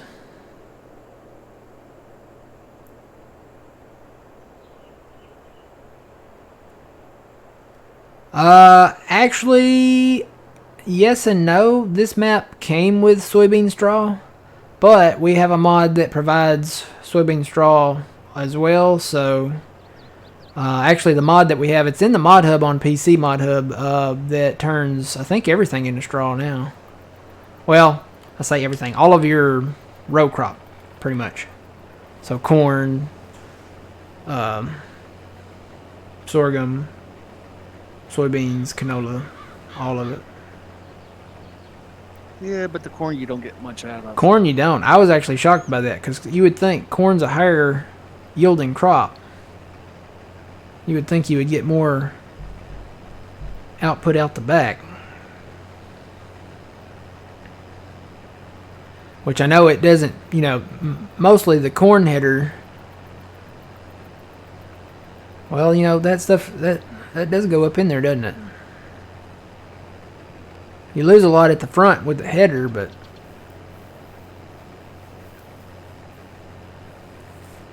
yes, we did create this field. Actually, this area, you see the highway over there kind of split through those fields? This part on the right, all of this was meadow grass. It's really pretty too in meadow grass. I can't lie, it's nice. And this is all, there were some trees up here. We cleared the trees out, plowed up, we mowed the meadow grass, plowed it up, and made this really big field out of it now. So, well, you mowed it 3 times too. That one over there we did. Yeah. On the east side. Yeah, this one I think we mowed once and then we plowed it right up, and this is pretty much where we had it. So this was our first really big field up here. And then we cut the trees along that were right in here. There were some clusters of trees there. And then we mowed, this is the one we accidentally mowed 3 times, I guess we should say.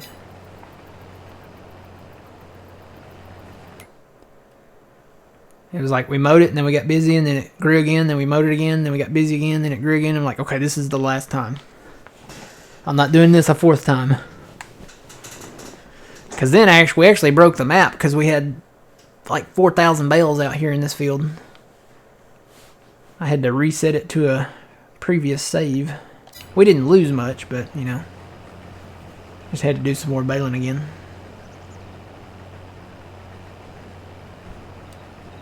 Lightning, yes, I do know what new map John is starting today, but I cannot say. Well, I actually don't know that I cannot say. I'm just not going to say because I don't know that I cannot say. I don't know that I don't know that I don't know that I cannot say. That sound right? I don't know. So what is the bell count at to now? I think it's still at 14,000 because we haven't done any baling. I've done mowing, I just haven't baled any. So I think it's still at 14. Just over 14.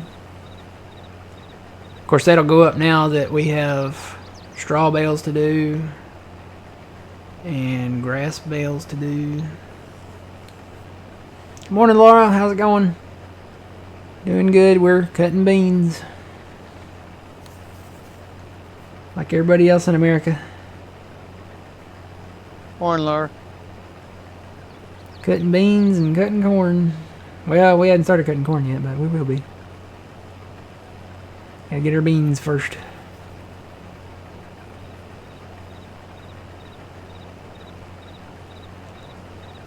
We've been going for just over 2 hours there, Charlie.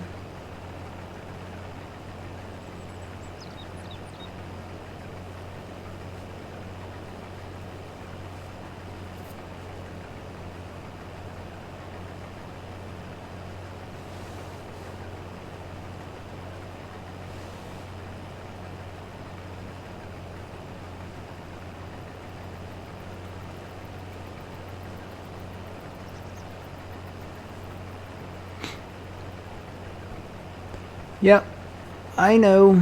Old man knows. But we're not... I don't know that it's a secret, but I think it's a surprise. So... I don't know nothing. You don't know nothing? Pleading the fifth? Playing the three monkeys. See no evil, talk no evil, and hear no evil.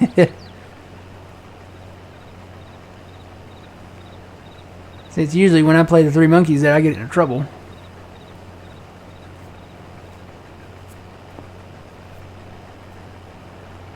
It's okay, you can spell wondering with a U, it's alright.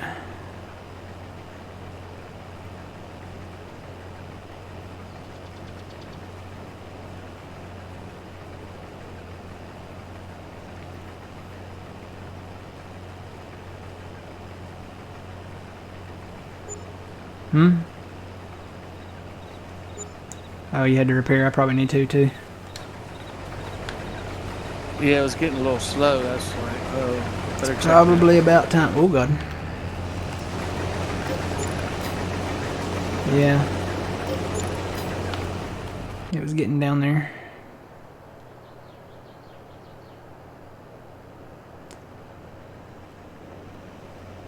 May have to start running down there to that truck at the BGA and seeing if I can get some more silage in there and build it back up. Keep it running for as long as I can. I feel like the guys on the Titanic that are keeping the coal in the boilers, trying to keep the power on for as long as possible.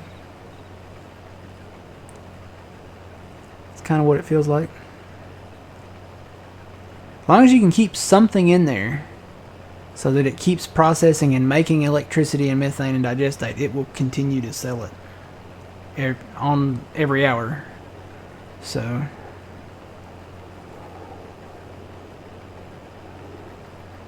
playing a 16x map.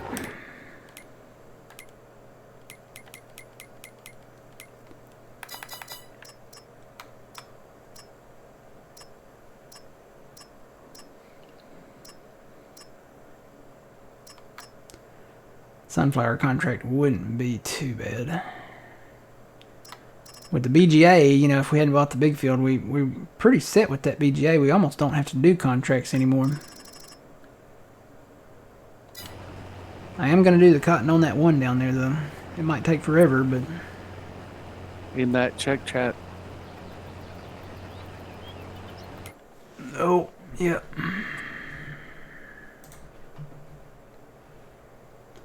You guys might hear me for a second. Maybe not.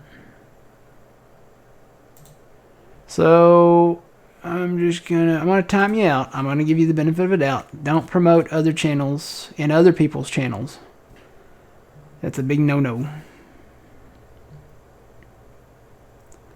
It's like going into Burger King and ordering a Big Mac, or going over to McDonald's and ordering a Whopper. You just don't do it, so. Alright.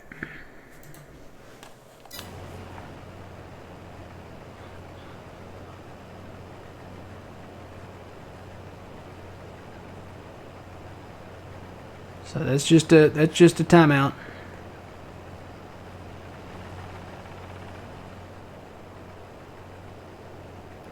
Sergeant Schultz, I know nothing.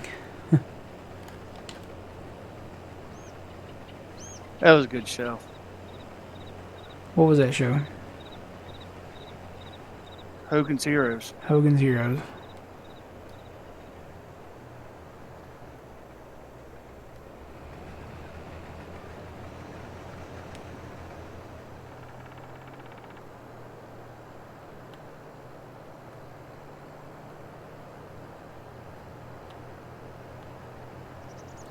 Alright, let me get this down to the end of the field. Maybe empty him while I'm down there.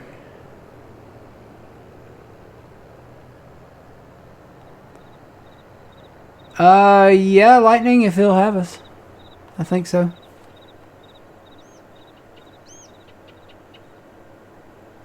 I know Trent is in the field like IRL today, like actually out there harvesting or doing something in the field today, so I don't think Trent will be here, and I don't know about anybody else, but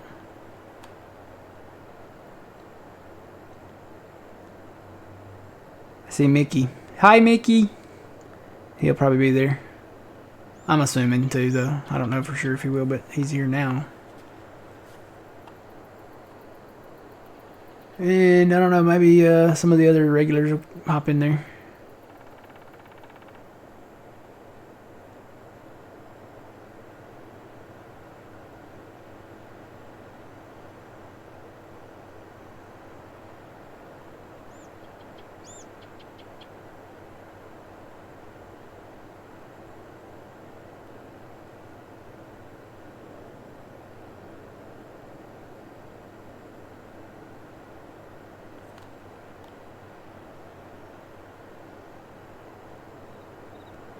I'm going full speed, and it seems like I'm taking forever to get across this field.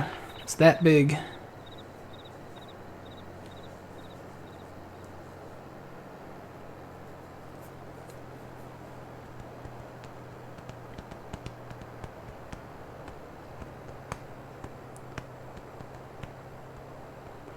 I need to make us a new mod folder. I think I will after today sometime. We got some that we can get rid of and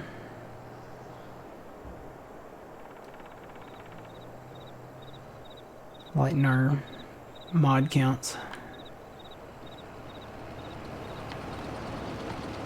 Alright, while he's emptying, I'm going to run down here to the BGA and see if I can put some more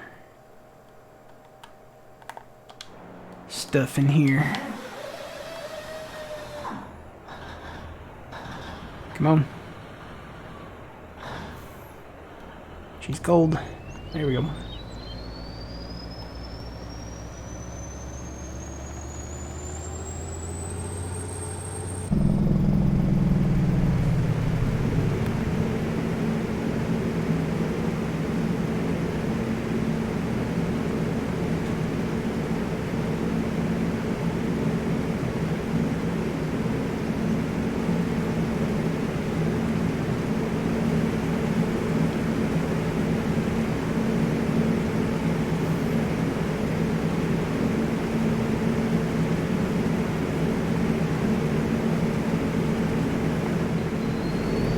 I think there's 27 at least in these three, maybe a couple or one over there.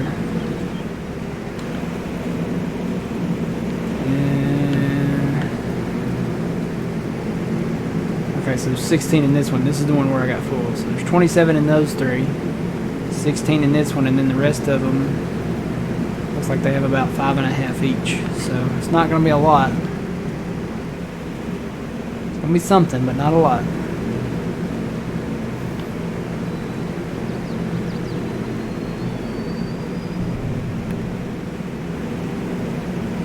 Just trying to keep our head above water so we can keep making electricity.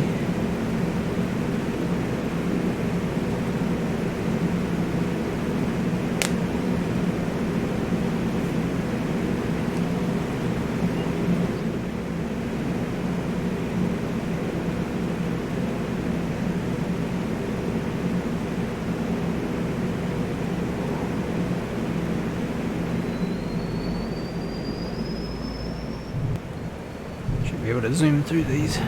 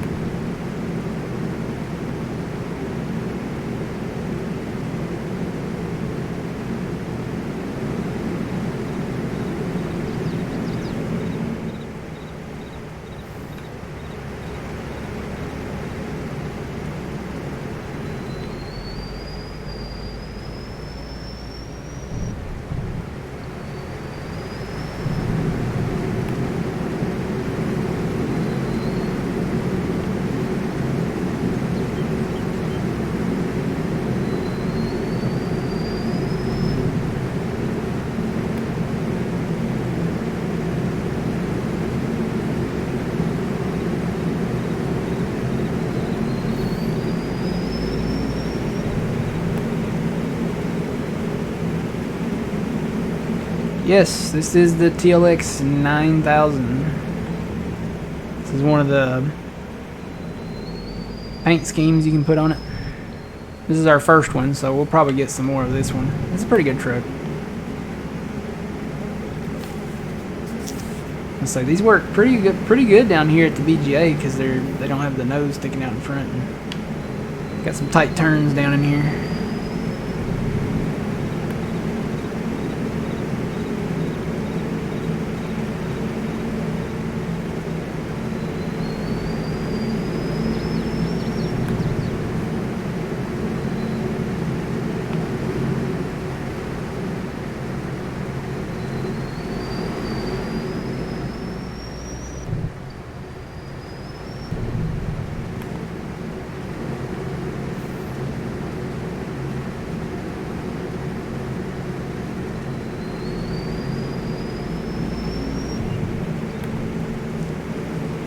After this next one, she'll be empty again.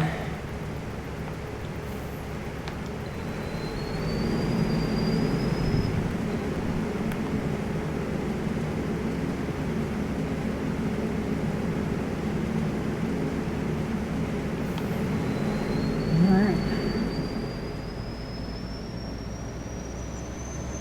So the plan is to put a fourth row and maybe eventually a fifth row, but to do a fifth row we're gonna have to move this BGA over to here, over on this side.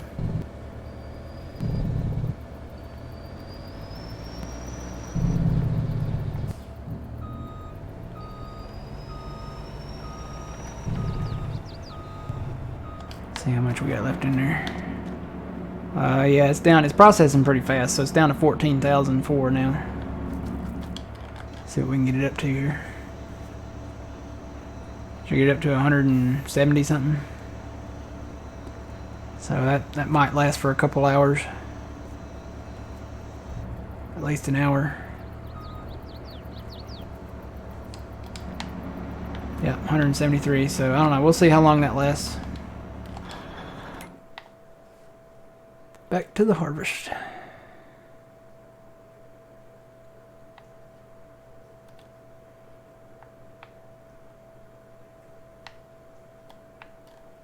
Oh. I was gonna say, where's my guy at?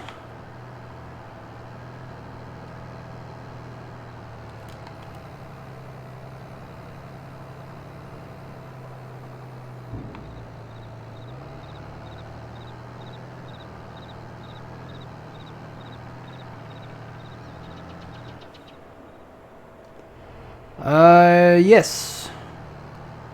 We do play with, well, Yeah, on Puma's maps. Yeah.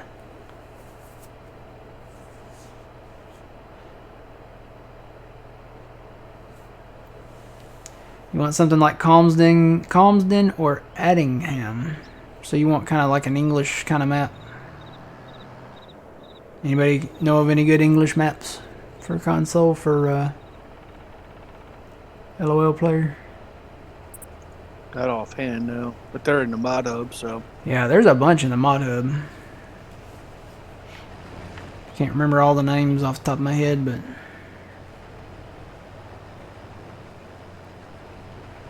Riverview's a good one.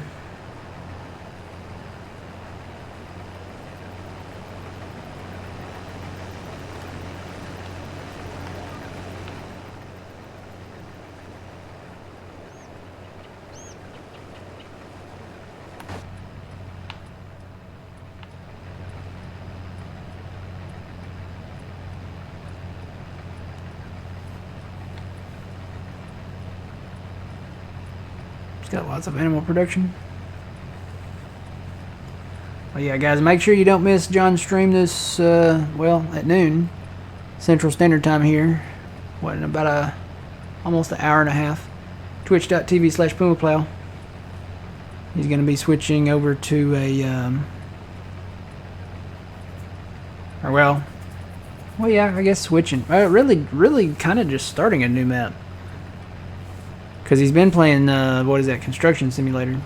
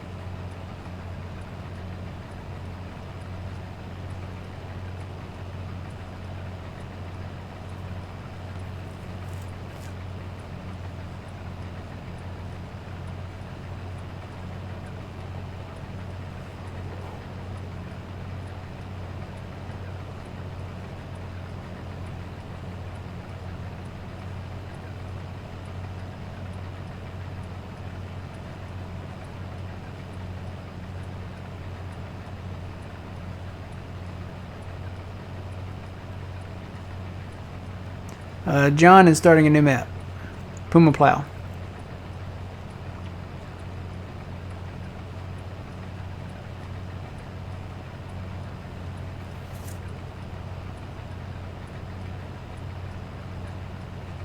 What's your favorite map on 22 so far? Well, I would have to say probably this one. I'm really enjoying it. I always liked Elm Creek. And this one's got a Stevie touch to it, so this is there's so much to do on this map. And it's got that Elm Creek familiarity, so it's like coming back home, but it's expanded, so you have the larger fields and stuff that you can do. That was kind of one of the things missing from the base Elm Creek map, is that it just wasn't big enough. It didn't feel big enough, you know. It felt like it should be more. It should be, you know, like this. And you know, with Stevie putting a hand in it, it's really a nice map.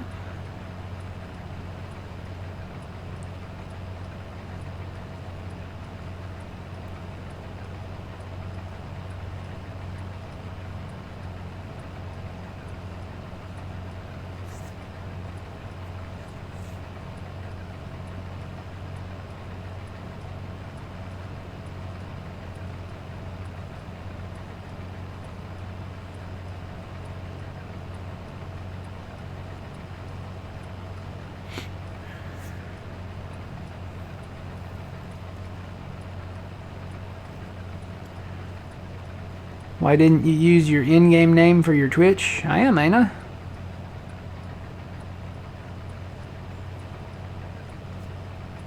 Thought I was. Yeah, I am. Oh man, what name do you see above my head? The Grand Arcade. Okay, I was just double checking.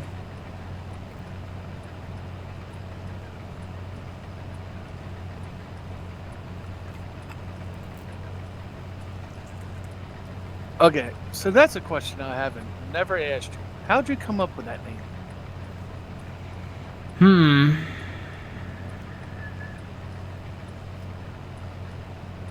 Trying to remember, how did I come up with that name?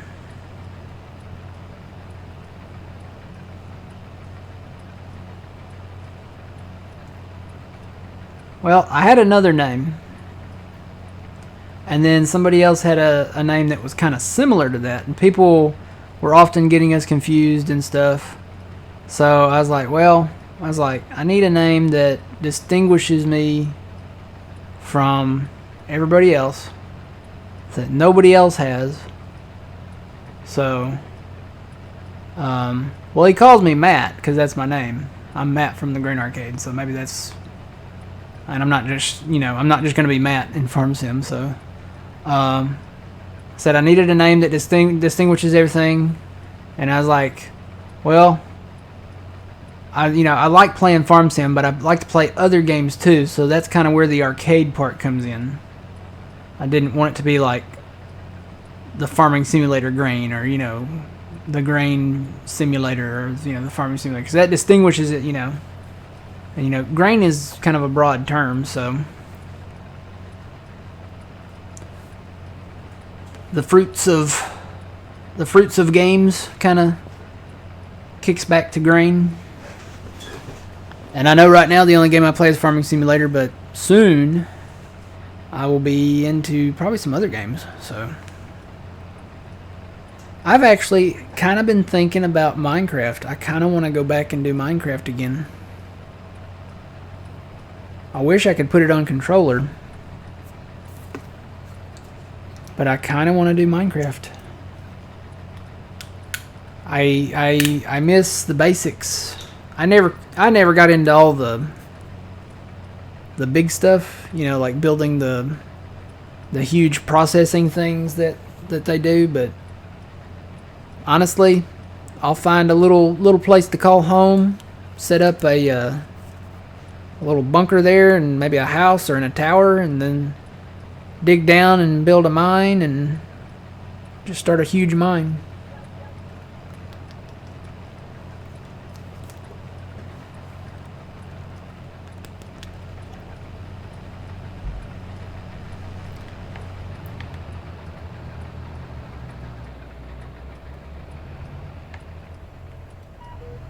Well, that screen, man. That thing is just really glitchy.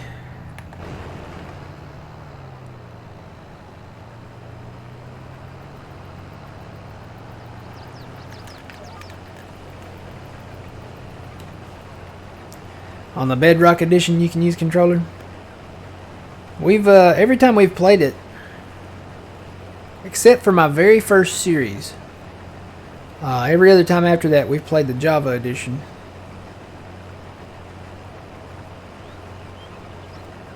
Yeah, Twitchy, you're right. I still got to get that new computer out. I need to do that.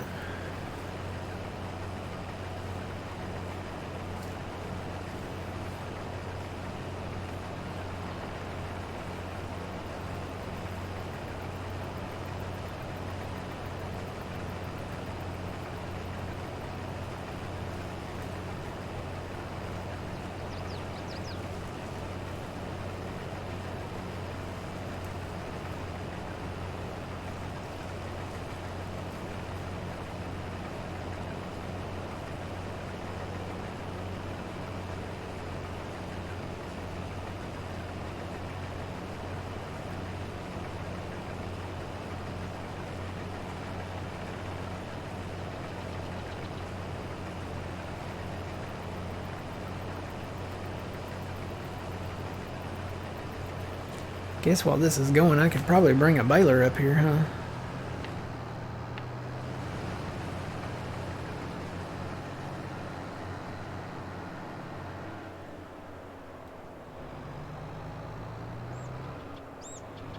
Good morning, welcome in. We got a pirate amongst us here, guys.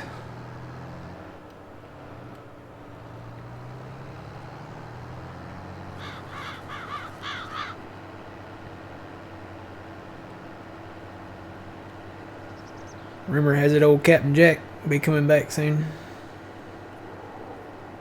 What? Yep. They apparently are working on a deal that's, I want to say, in the neighborhood of 300 million, I think is what I read. Which is a lot. What do actors normally make per film? Not that much, is it? Yeah, nah, I don't think it's gonna be that much. I mean, Tom Cruise might, but I think it was in the ballpark of 300 million, but that could be like for like a whole another series or something.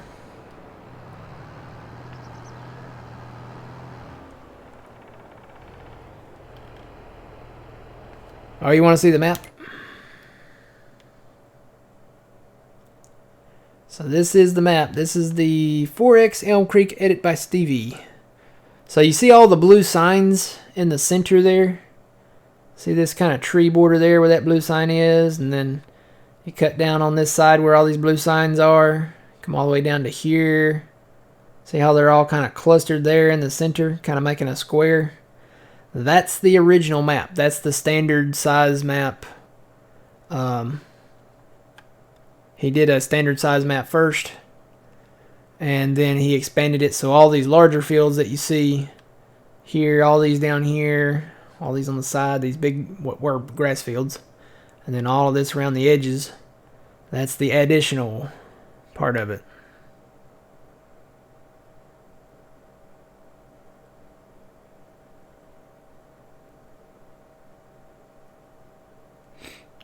So that's the map.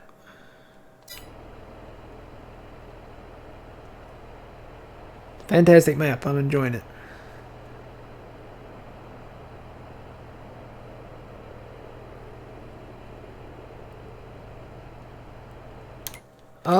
Let's see. No. You shouldn't be planting barley in June. Barley should be planted in September and October.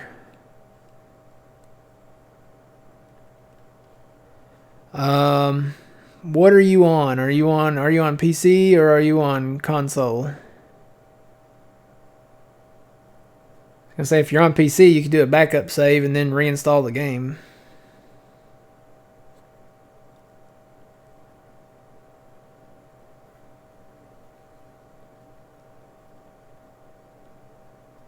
you know that's something that I haven't seen in the mod hub is custom geos. Oh, he just looked at the chart wrong. Yeah, the orange is for harvesting and the green is for seeding and planting. Yeah, you don't see the geos anymore.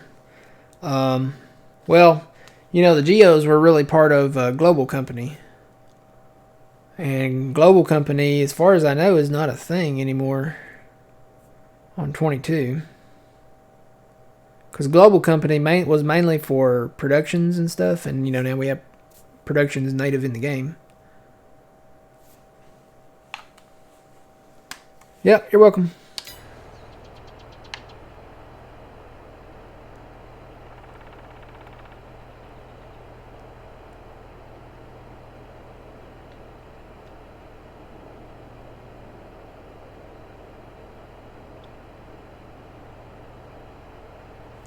We are going to have a lot of barley.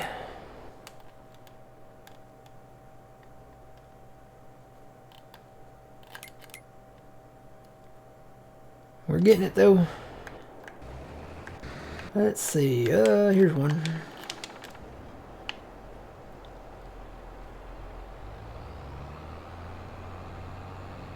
I think I've got a baler actually up the road there.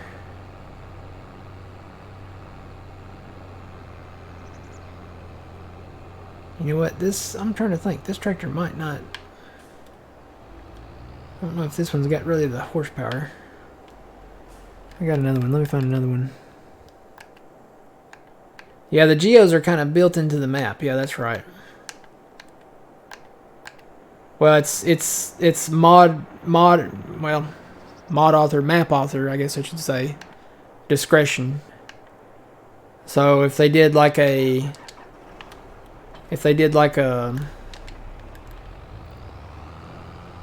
map in northern Canada, you can expect it to probably snow, you know, very, very crazy. Now, we started this map at the end of July. I want to say it was like the last week of July, maybe. Sometime in July.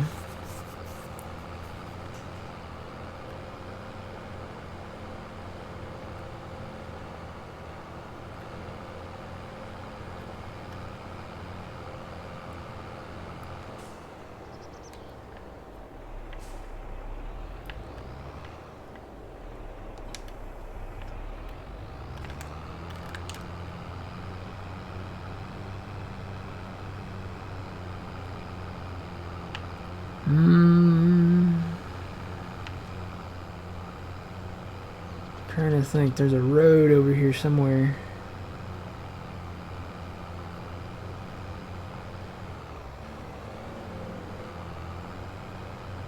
I want to take this road.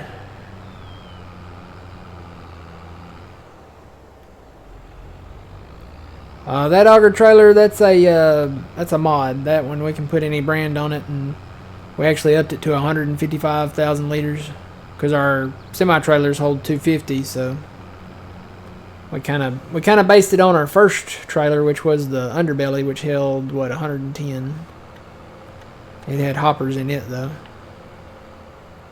I have a lot of beans.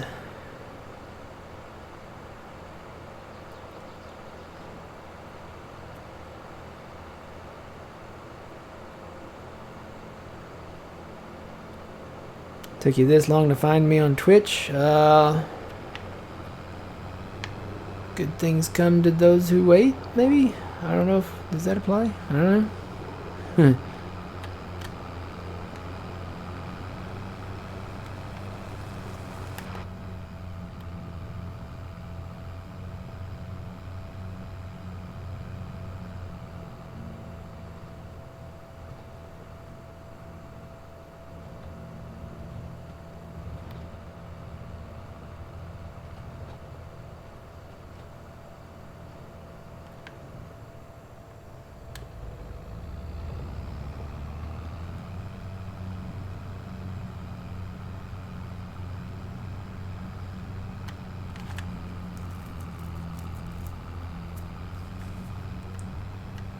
Yeah, we're on Twitch, and we put these videos on YouTube, so there's a backlog of videos on YouTube. I got a bunch I got to put over there. I'll probably start those Monday. I'm horrible. I'll admit it. I'm horrible at. I used to have a consistent schedule back when I did Let's Plays, but now with Twitch, it's like I can't keep it. I can't keep a good schedule. So I'll take a whole backlog of videos and just in one day dump them on YouTube. This is the bad hill. It's kind of steep.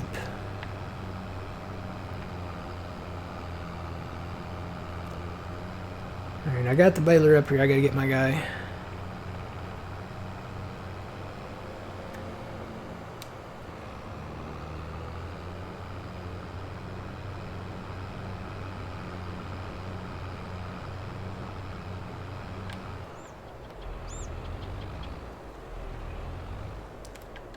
Just hang out right here.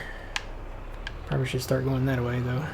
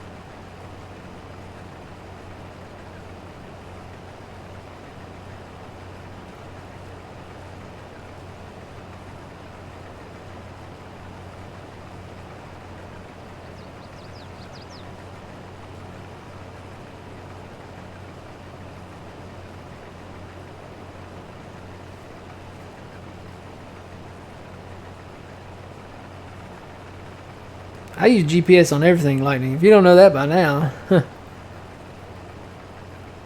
Yeah, I'll use GPS with that baler here in a minute.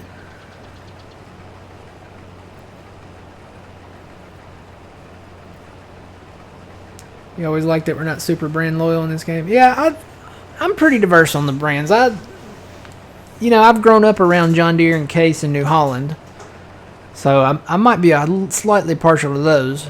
But I really like the Kloss brand. They have a lot to bring to the table, and the Fendt brand as well.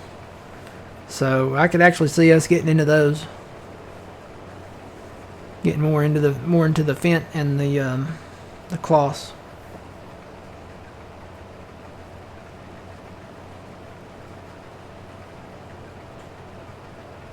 I'm not a big Valtra person.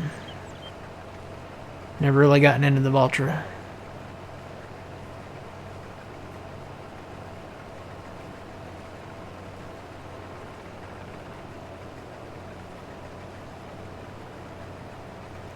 Of course, I guess when we start Silver Run Forest over there, we'll be getting into some of the Volvo stuff. I know there's at least one Volvo tractor, probably more.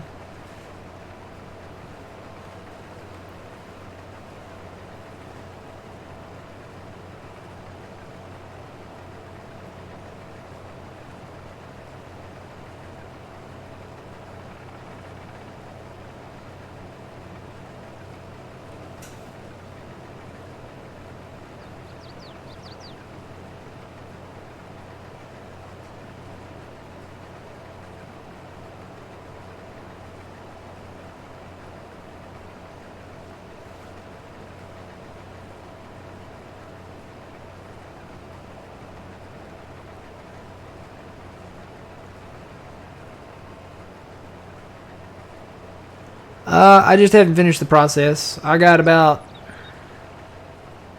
3/4 of the way done with it, and I just got to finish the process. It's on my to-do list. Oh, they're making a blockbuster movie. They're making a blockbuster movie, oh man. Of what? Oh no, it's a series. It's about Blockbuster, the store. The video rental store. Why? I don't know, but they're making a TV series out of it. It's called Blockbuster. I guess it's going to be a comedy. Yeah, it's going to be on Netflix. It says it's a comeback that's long overdue. Blockbuster. So it's gonna be like Superstore or Office or something like that, or I'm assuming. Here, I'm going to put a picture of the poster in Discord. It's in the general channel. It's going to be on Netflix coming November 3rd, apparently. That's pretty quick. I didn't know nothing about it.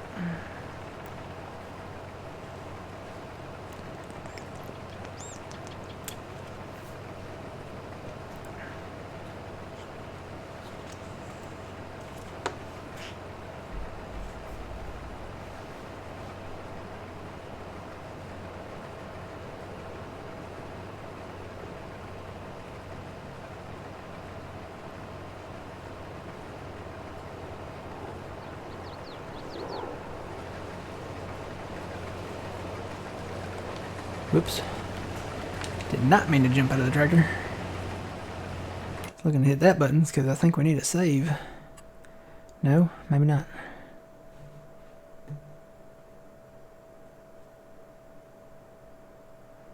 Oh, yeah, Gun and Run. That's a good point. Netflix is the one that ruined Blockbuster. They're the ones that put them out of business. Huh.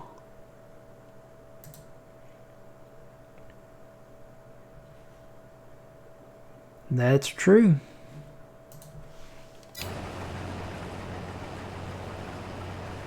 Because they started with the DVDs that they sent in the mail, and then they started the streaming service, and that's when it really took off. That was kind of the final death nail.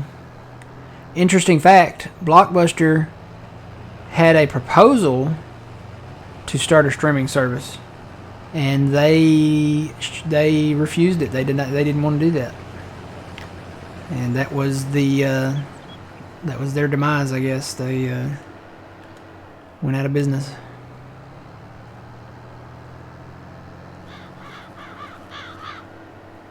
Yeah, the irony, huh? Yeah.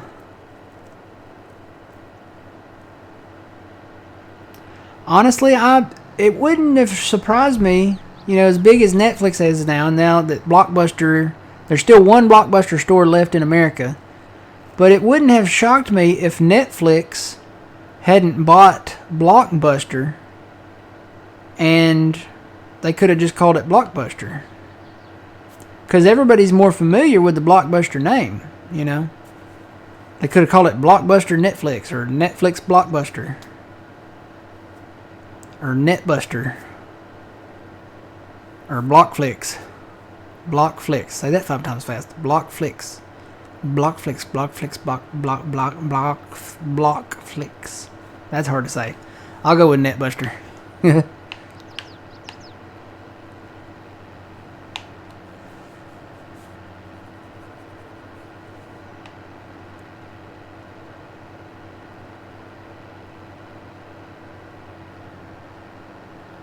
Yeah, I'll tell you Sears where they went wrong.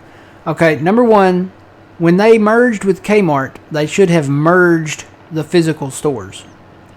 And if they had done that and just put it under one name, they could have called it K Sears or Sears K or, whatever. They could have just called it Sears because Sears is the more well-known name.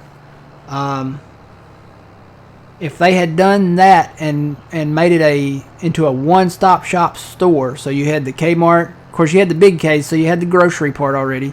You had the department store part of Kmart and Sears. You put both of those together with the grocery, you would have given Target and Walmart a run for their money. Now, there was one other problem with Sears, and I don't know if Kmart had anything like this, but Sears had a credit card. It's called the Sears card, and the problem there is they were not doing adequate credit checks when they were giving that credit card out, because people were getting the credit card to buy major appliances. So what they would do is they would offer specials on the Sears card, like you would have 20% off, 40% off, like on Black Friday, stuff like that, off these major appliances, like big fancy refrigerators. I mean, these high efficiency washer and dryer machines back in the day that were ridiculously expensive then, and they still are kind of. And the problem was like they were giving the card out to anybody that applied for it. They weren't really doing adequate credit card checks as far as credit history and stuff like that. Something wasn't right there. But also their interest rate was 29% on the Sears card. So you got people that really shouldn't have the card running up all of this purchases on the card and not making payments. And then you have people that maybe can have the card that can't make the payments because the interest rate is too high. So that's the problem. That's where Sears kind of went down. They lost money with their own card.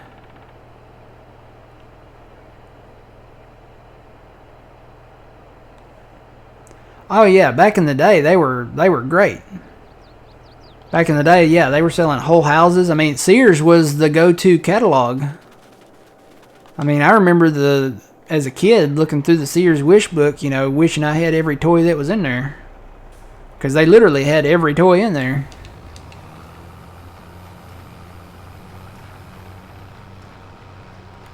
You could get anything at Sears.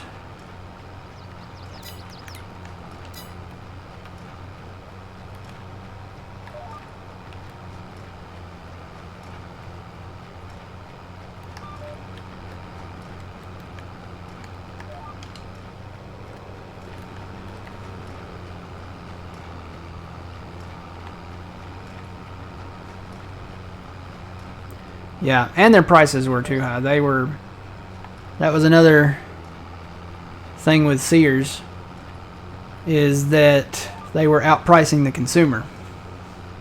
Whereas you could go over to Walmart or, any other place and get the same stuff cheaper. So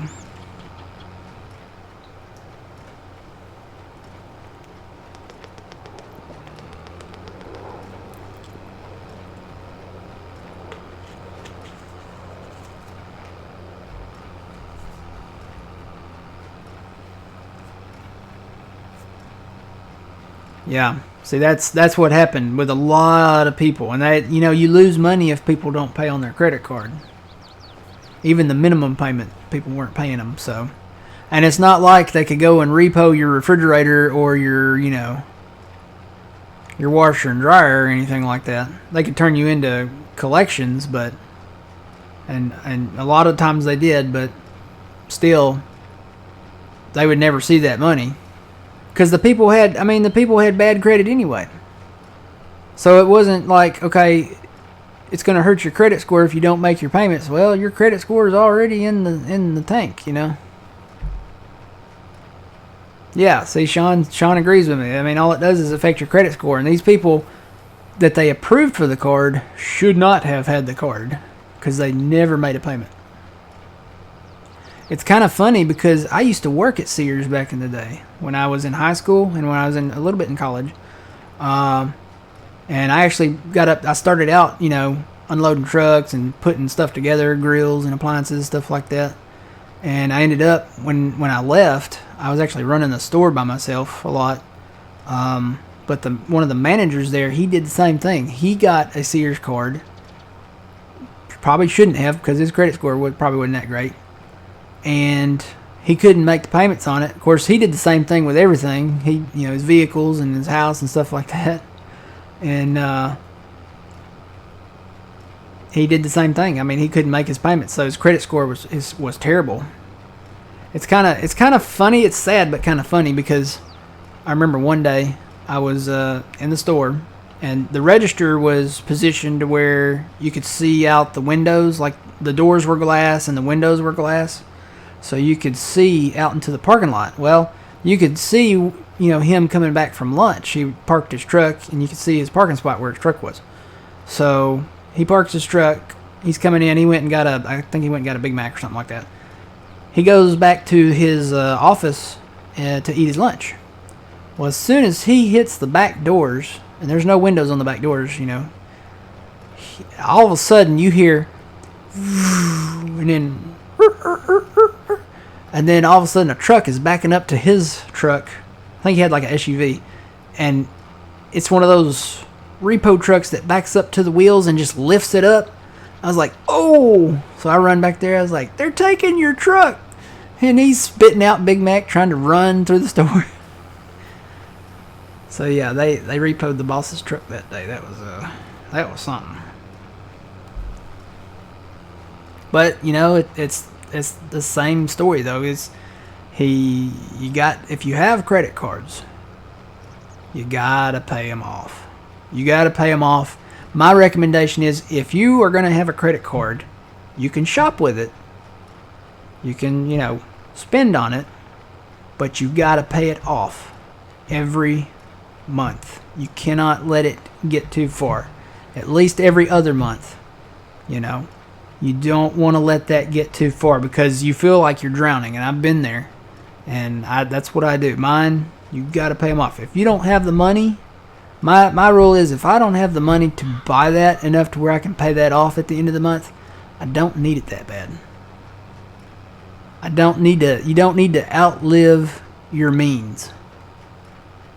And that's what a lot of people try to do so often now. They try to outlive their means. I'll do you one better. I don't even have a credit card. Yeah, they're trouble. I've gotten in so much trouble with one. Nope. They're a lot of trouble. And I mean, it's okay to have one. It's like, don't be afraid of them. Just pay them off every month. It's a great way to build your credit because you go to a lot of places when it's time to buy a house, when it's time to buy a car, and your credit score is so low because you haven't established any credit. Well, that's what you need to do. You need to establish credit.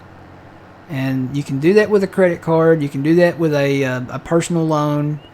But don't let it get over your head.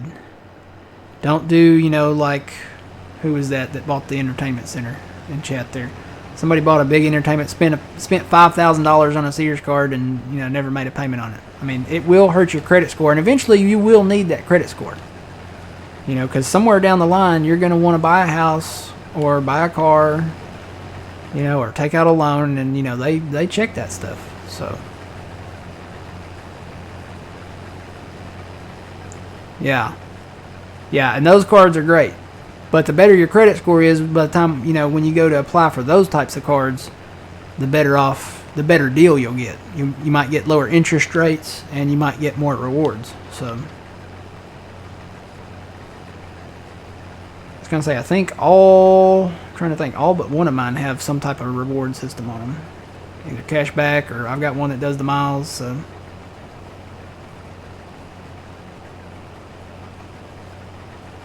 And it's okay just to have one for emergencies, but like I said, if you really want to build your credit, it's a great way to build your credit. You just have to be responsible with it. Pay your bills. And don't rack it up so high that you can't afford to pay your minimum or anything, As for me, I learned a hard lesson, and I decided that from that point forward, I would be paying off my entire balance on my credit cards from then on every month. So I do use them, but like I said, I pay them off every month because it's the interest that gets you. That's where they make a lot of their money. And there is interest on there, but as long as you keep it paid off every month, you're paying that and keeping your balance clear. What got me was college, buying books and things like that. Yeah.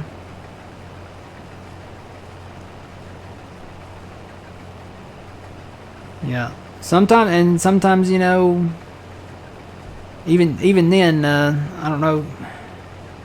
A lot of times student loans will help you there, but sometimes they don't.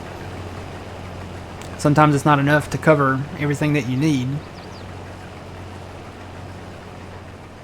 But they didn't cover like art supplies, canvases, and things like that. They don't cover that. Basically, that just covers the required essentials and stuff.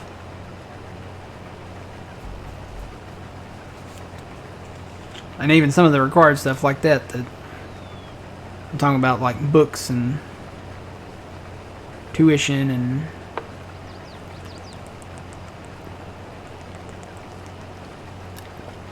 it's funny how sometimes it does, sometimes it don't.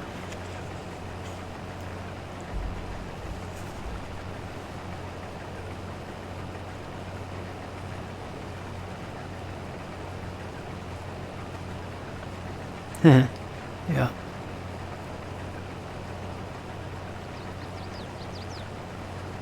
I have no debt. I have no credit card debt. I do have I have a mortgage. I bought a house.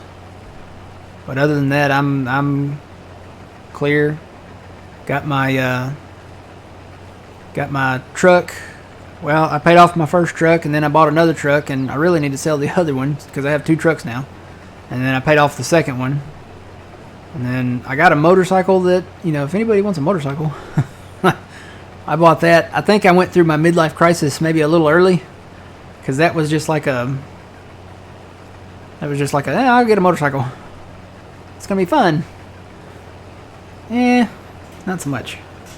It was fun when I rode it, but when I got into healthcare, really, and I knew this already, but I got to see some motorcycle accidents and stuff, and I was like, yeah, I think I'm changing my mind about having a motorcycle. So I know that's a really good selling point. I don't need to say that when somebody wants to buy it. Be like, yeah, you'll have fun, wind in your hair. Chicks love it.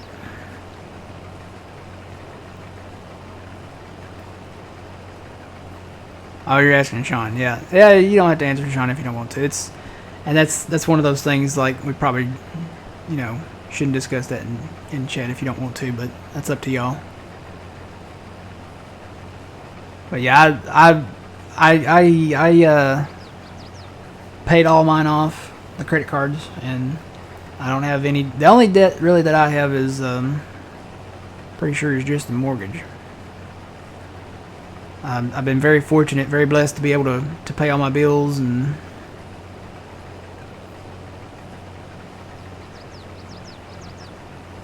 pay off all that stuff. And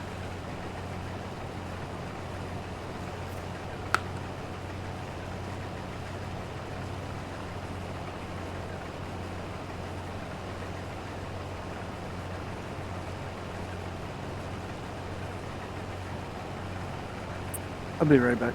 okay. And two, there are some programs out there. There's some government programs that if you have a certain amount of debt, that they'll help you.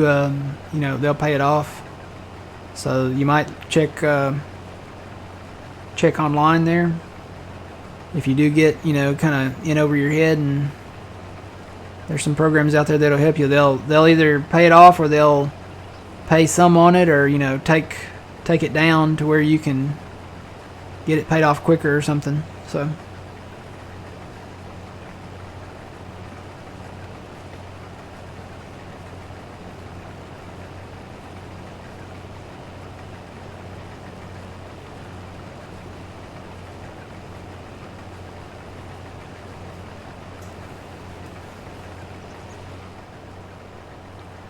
and I'm gonna need a dump soon.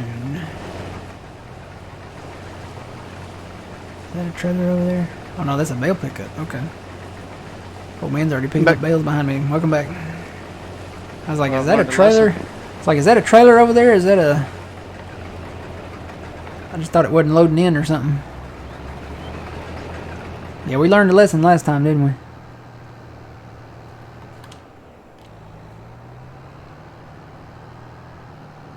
It's a Honda, what is it called? It's a Honda Shadow Spirit, I think.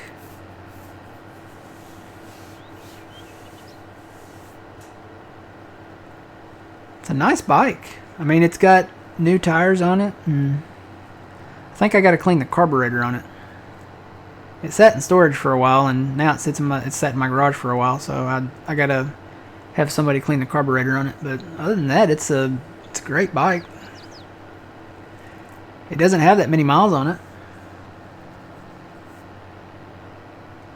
It's in really nice condition. It's got a little dust on it probably now, but dust can be dusted off.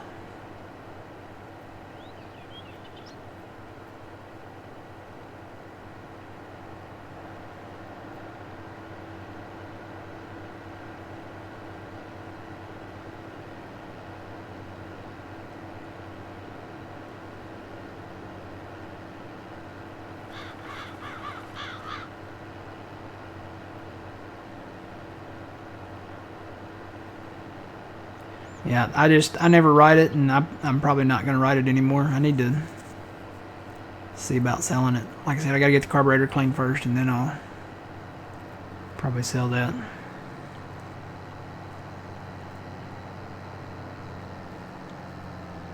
I really need to have like a yard sale or something. Maybe sell it at that or something. So I got some other little knick-knack stuff to sell. Household items, I guess you'd say.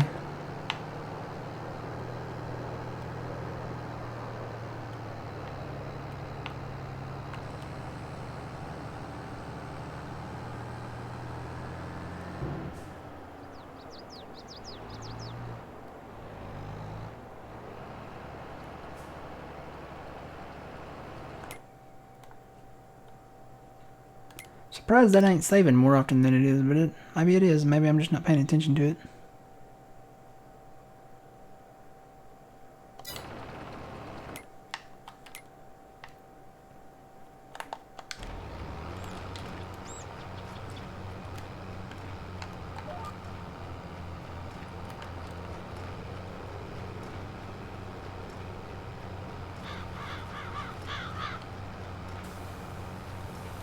Tell you what, old man. If you want to, when you get that full, if we can just go ahead and sell them. The bales? Yeah, the straw bales, because it's at $81 now, so, and it's going up. But we need to sell them and get up there to where we can at least get. Oh well, you know what? I wonder, would it be more beneficial to take them to the BGA? Well, that's what I was going to ask you. You want to try to drop them off at the BGA first, or Yeah, drop them in the silo and then take them over? See if they take a bale. try to drop them in the BGA first. Okay. If they'll go in there, we'll dump them in there.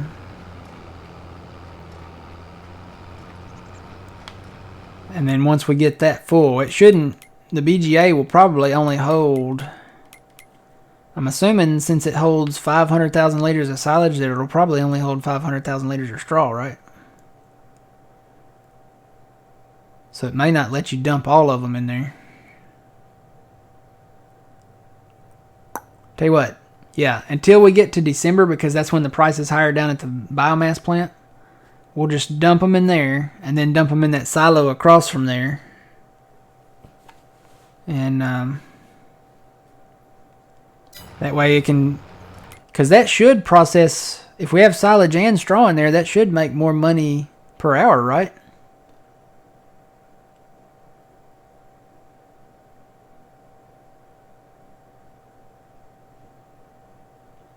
Because the fermenting silos, if you put grass, hay, and chaff in there, it produces more silage per hour. So that should produce more money. It should produce more electricity and stuff like that per hour. That's why you have all of that in there. All of this. So if you put straw in there, we've got a little bit of silage in there. And if we get into sugar beets, we can do sugar beets, and then we can do cut sugar beets. And potatoes. We should probably start getting into some of that stuff.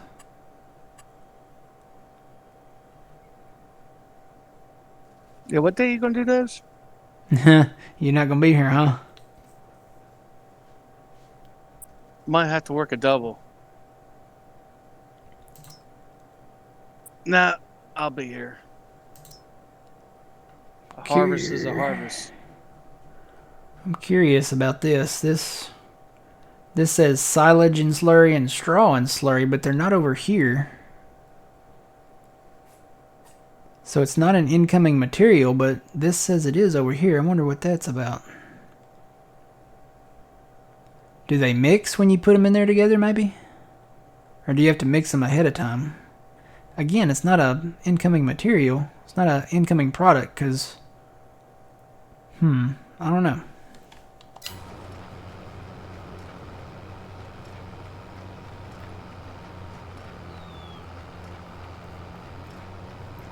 Saving for a new motorcycle, yeah. They're fun, but they're dangerous too. So I don't need one. I'm getting up there. I like my bones where they are. Oh, yeah, you've been in 2 wrecks, okay. Oh no, your employee's been in 2 wrecks, okay, I just saw that. Oh no, you've been in 2 wrecks, okay, yeah. I'm reading that totally wrong, I don't know why.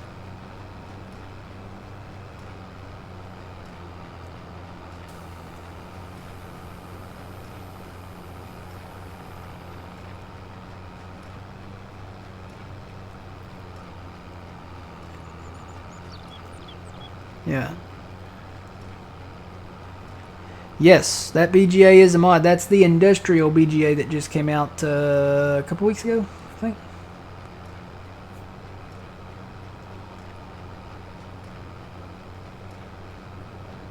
We don't have any potatoes or beet crops. That's something that we would, unless we buy them. I don't know if they're still harvestable. Let's see.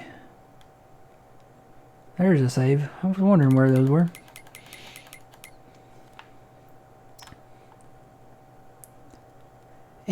There's no potatoes out there. There are some sugar beet fields out there that are ready. 4 of them. don't think it's enough to really I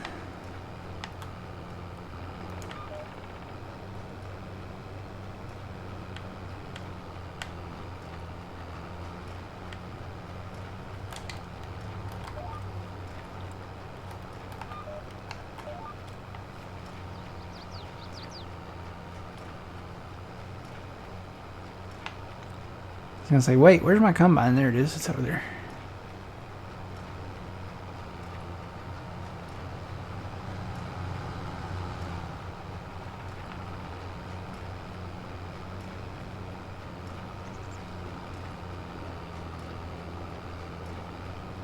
Yeah, it's in the PC mod hub, Lightning. Yeah, I don't know if it's on console. I know it's in the PC mod hub.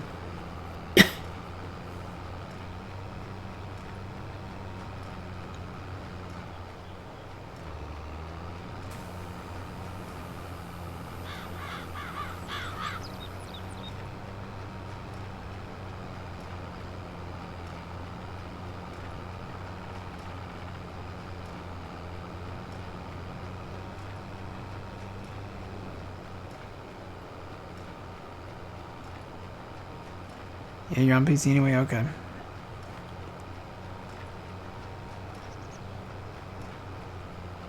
Yeah, after you work ER trauma for a few years, you start to see, you know, stuff, and I'm like, nah, I'm all right. I'm good. I've had my thrill, I guess.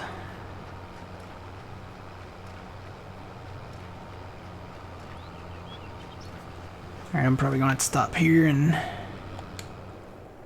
go grab my tractor.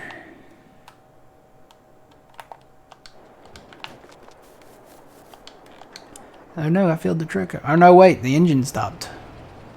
That's what happened. You gotta stay with this or the engine will stop.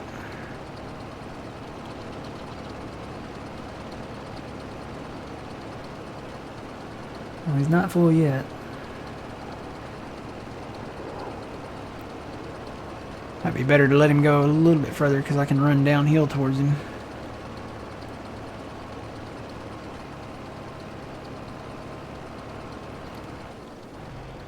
This truck's full. I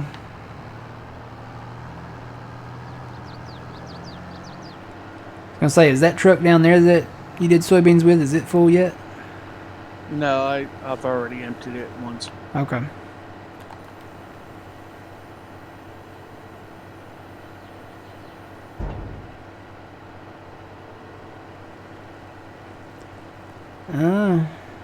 So you're basically just increasing your chances then, okay.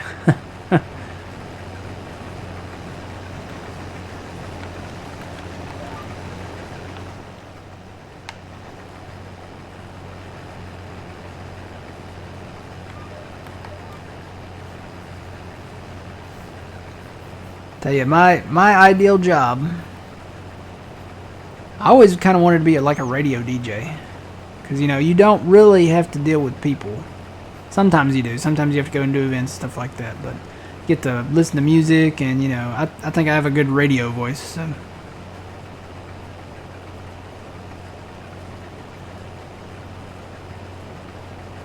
Yeah, I wish we could do music on here. But the, you know, the copyright stuff, I kind of understand that, I guess. I don't know. I think if you're playing a song and promoting it, and you put the information for it up there, and, you know, put a link to where they can buy it or something, you know, or if there could be like a common license where you could pay a fee and then just be able to play music. I think that would be cool. Be nice to farm with some tunes. And I know there's copyright-free music out there, but I don't like it a lot. There's not a lot of copyright-free classic rock, or, you know, most of the copyright-free stuff, it's very, very modern. and I'm not a big fan of modern music.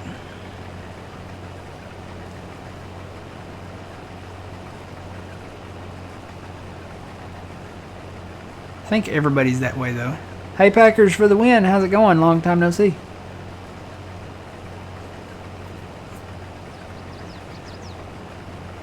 Yeah. Oh, I could do it. I could read, radio DJ stuff.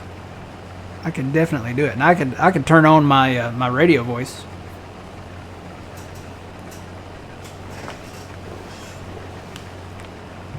Especially here in the deep south, it's really easy. All you got to do is talk normal. It's we've got a radio. I'll be back. All right, we got somebody that does a commercial, and she's a female. Of course, well, she's a female. That's obvious, and you can tell that this lady has probably smoked most of her life, because she's got a real deep husky voice. And she advertises for a local business. And very, very, very, very deep south. So we'll call her a different name. We'll call her...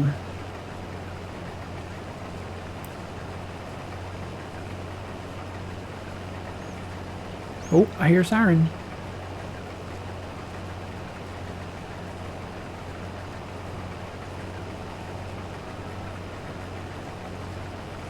Sounds like an ambulance. Yeah, we'll call her,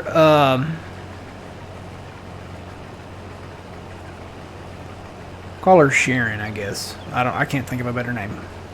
But this is how it goes. Let me make up a fake business too here. Let's see.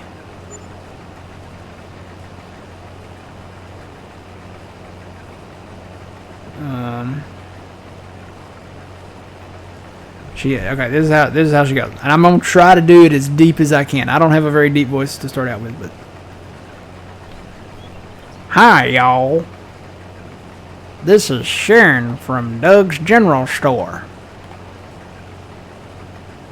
We've got everything that you need. Very, very deep. I can't go as deep as she can. It's almost Barry White deep, but not with the bass. So, hi y'all. That's it. That's close. But she's got one of those smokers' voices. So, that's all you need.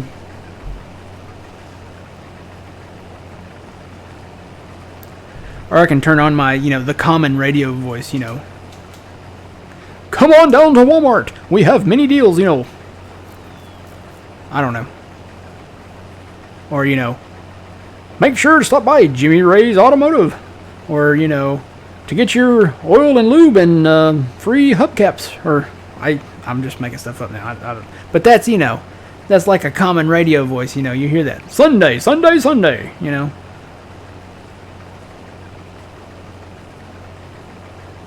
Don't listen to the scanner. I did when I was younger. I had a scanner and radios. Oh, I had the works. I don't anymore. Everybody switched from analog to digital, and I just never got a digital one. So all the really good local stuff switched to digital. There's probably an app that I could listen to, but I really don't. You get to a point where it's like you hear it so much and so often that you just don't care anymore.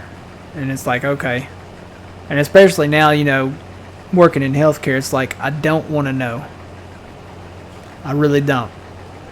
There's been a bus accident with 50 people on it. I don't want to know. I'm gonna get the patient one at a time, and I don't want to know. Because like if I hear something like that on the radio, I'll be like, oh man, there's a very high chance that they could call me in, or something like that. Yeah, muffler bearings, 30% off. catalytic converters, 20% off. You know, you gotta have a radio voice. Blinker fluid, 50% off. Yeah.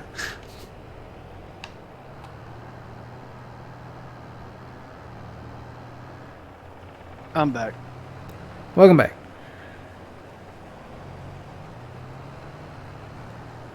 Oh yeah, they would too. They would call me in if they had if it was a mass casualty event. That's what they call it.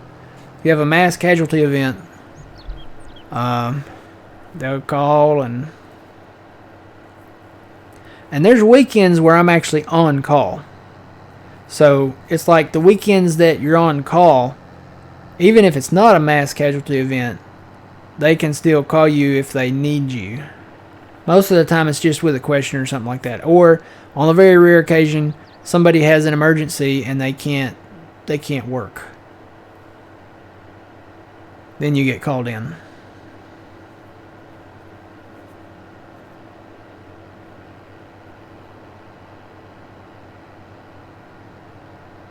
Oh, I hear another one. Must be a wreck. It's probably a wreck.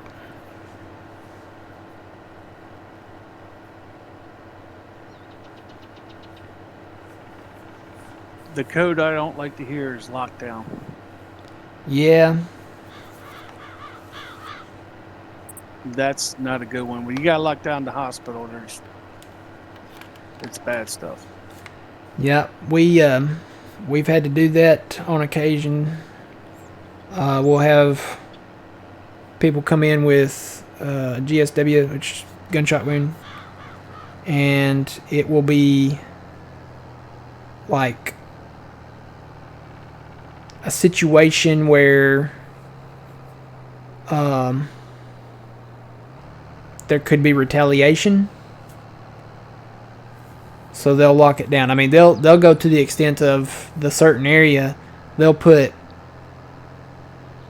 police cars and block the entrance. And nobody goes in, nobody goes out unless you have a badge. That's the only way they'll let you in there. Because one time they blocked it off. They parked their cars there and blocked it off, and they were standing out there. And I actually got called in for that one. And I went to pull in the drive and stopped in the drive, and he was shaking his head no, waving at me kind of to, go away or whatever. And I was like, I put my badge up against the window, and he's like, oh, you want to go in there? All right. I was like, oh man, what am I going into? Yeah, it was a scene. That's back when I worked the weekend. I don't miss working the weekends. The weekends are usually, as far as volume, are a little more colorful. It's very the what's the word? Quantity. Yeah, quantity wise, you see more stuff.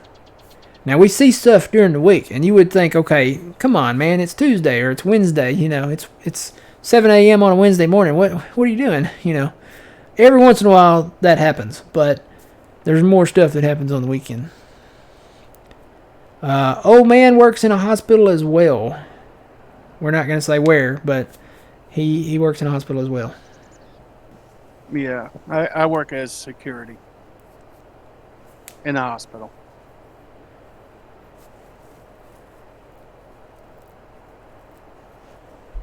We don't have colors for mass casualty. They just call it mass casualty. Doesn't matter if it's a bus wreck or tornado or earthquake or whatever.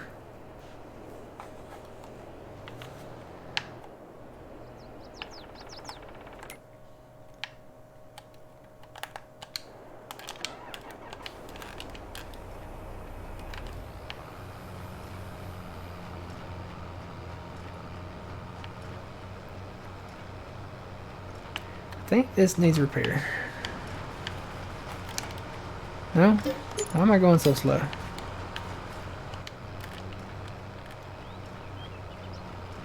Am I going uphill? No?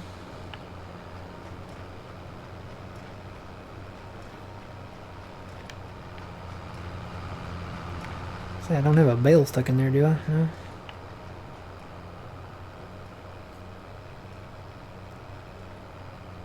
Yeah. Nothing good happens after 10 p.m. I love my new shift. I can't tell you how much I love my new shift. I'm happy with it.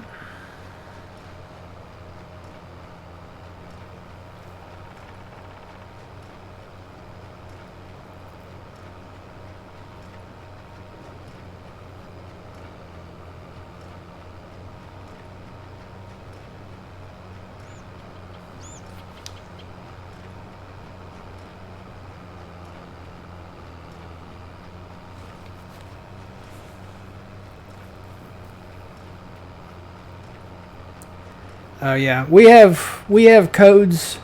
We have our colors are assigned differently, but we don't have like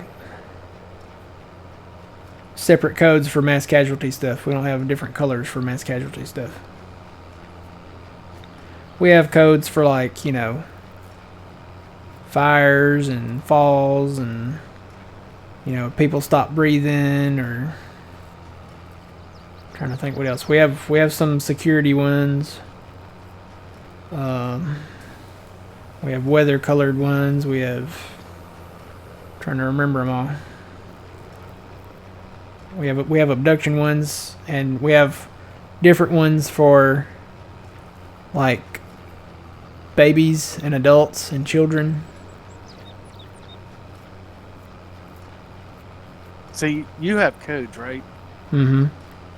See, we have plain, what they call plain language. So it's like, you know, the baby's being abducted.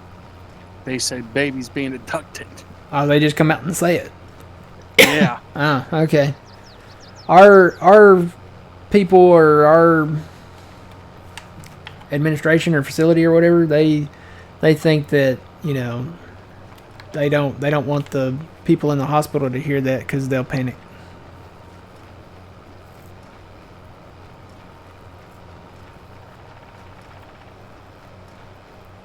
So when you say like code and whatever color it is, then it's like,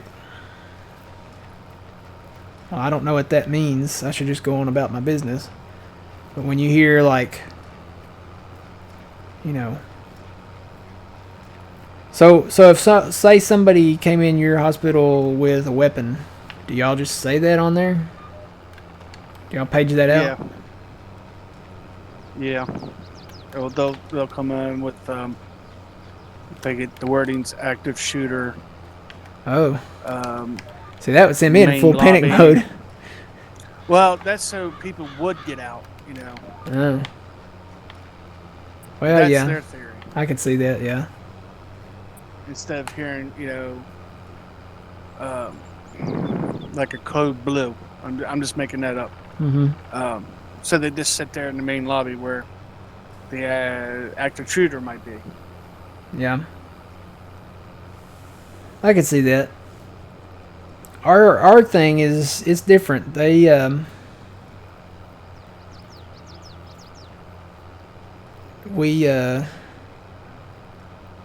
they have people for that, I think, that if they have to like evacuate people.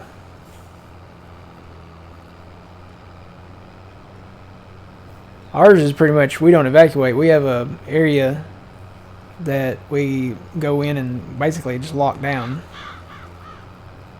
And there's no way you're getting in there. Well, the good thing is our PD's response time is 4 to 5 minutes.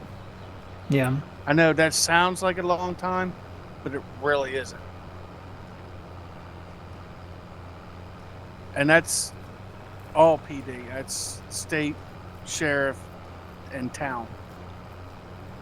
Yeah, they're pretty good to respond here too. But we, like I said, we have actually a couple areas that we can just go in and shut the door, and it either automatically locks or we can lock it. And you're not getting in, you're not getting out.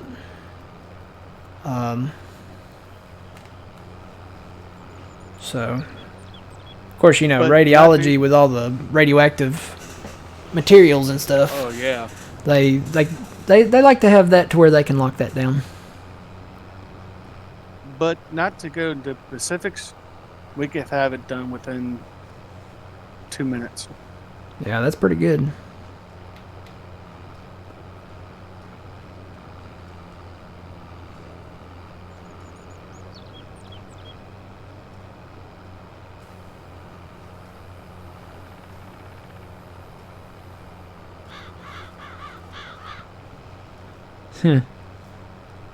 Somebody just subscribed to my YouTube channel. I'm assuming it's somebody in here that doesn't have the same name, but it's a funny name. I don't know if I can say it on Twitch.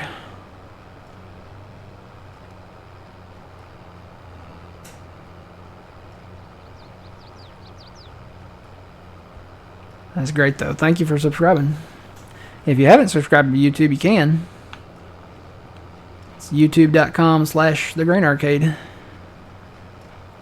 I don't make any money over there either, so feel free to subscribe. Mainly it's just these videos, because these will go over. I'll push these over to YouTube. Oh, my combine might be getting full. Let me go do that. Let's see, where did I go? Save.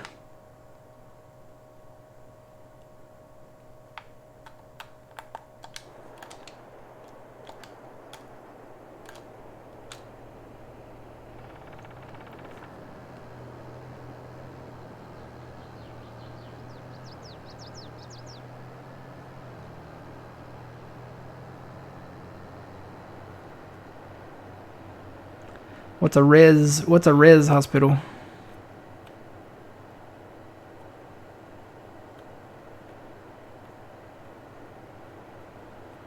Res versus non-res.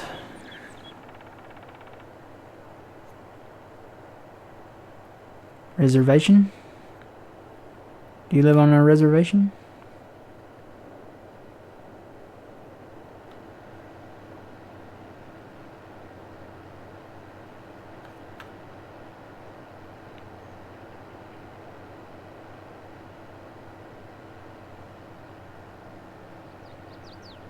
That reminds me, Yellowstone's coming back in November.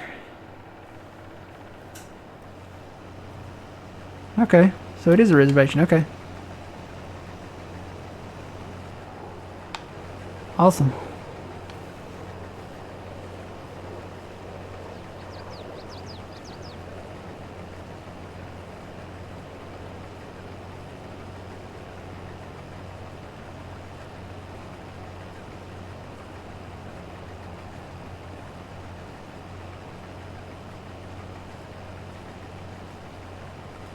Oh, cool. They're bringing back the enchilada to Taco Bell. What was the other thing? What was the double decker? I don't remember that. Was that a sandwich?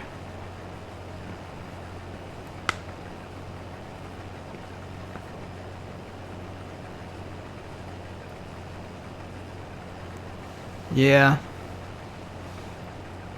I would imagine anytime a hospital shuts down, it kind of puts strain on any nearby ones.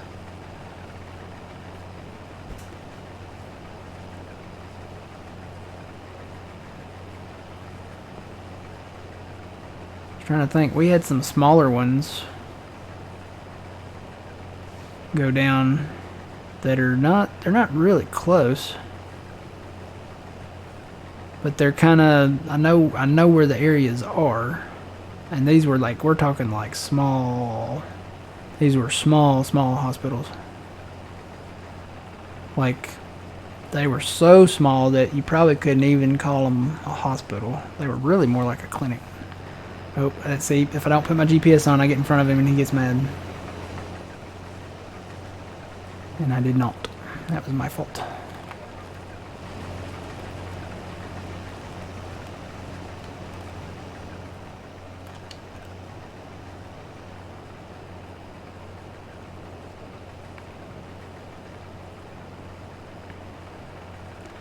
This is version 2 of Elm Creek 4X edit by Stevie. I can't remember which button it is anymore. Let's see. Not that one, not that one. That's the live one. Yeah, I don't have that anymore. It's 1.0.0.2. And it is out, yes.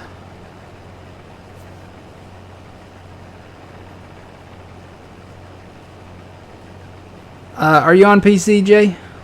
Hang on, I can send it to you if you are.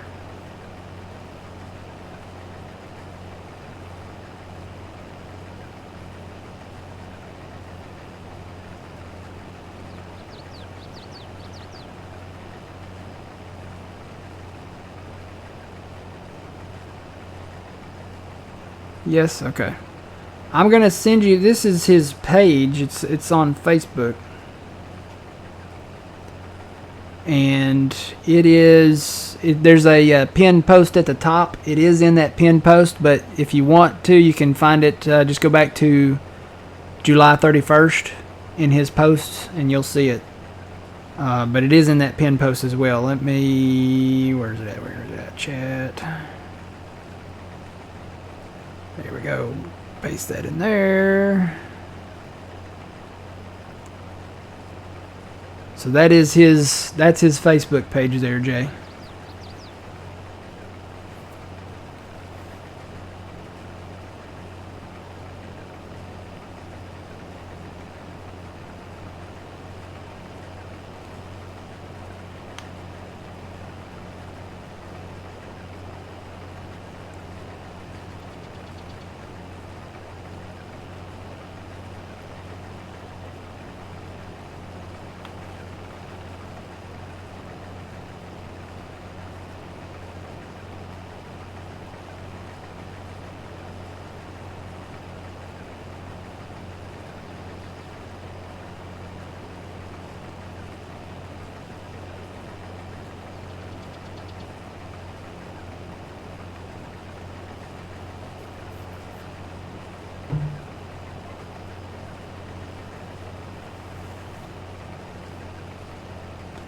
So yeah, guys, don't forget to check out John's stream today at noon Central Standard Time, twitch.tv/PumaPlow.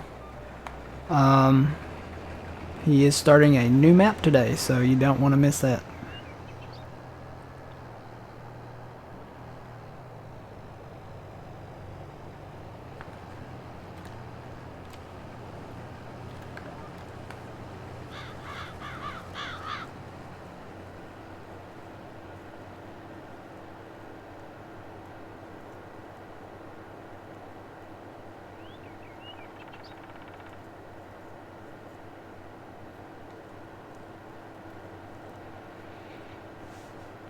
Yeah, so we're going to end a little early today. Just so I can eat, and we probably got some mods to get, so...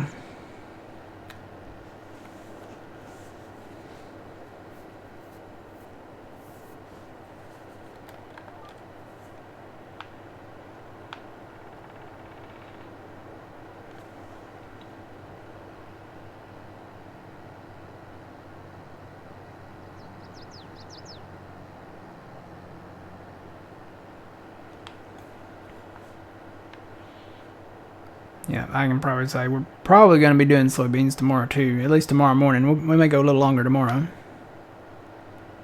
But probably going to be... I'm going to work on it probably in the morning a little bit. But I can tell you right now, there's probably no way that I'll get all this done.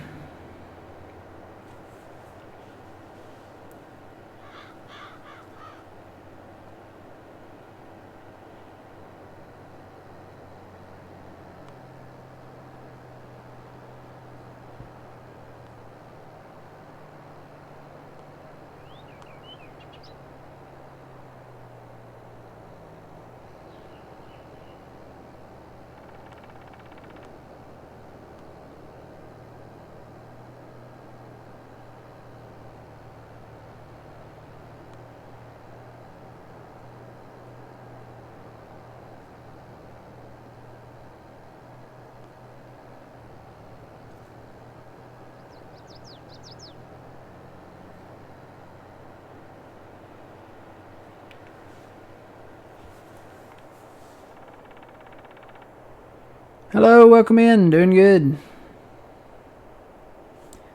We are cutting beans and baling straw and...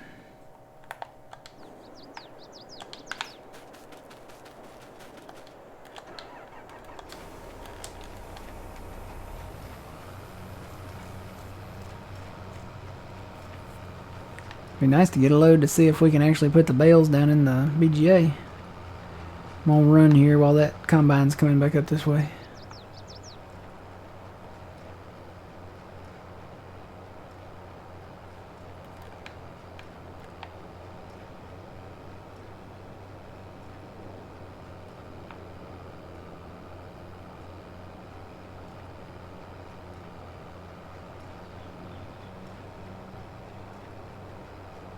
I'll tell you what, this hill is real. Yeah, From inside the cabin, it's really slopey.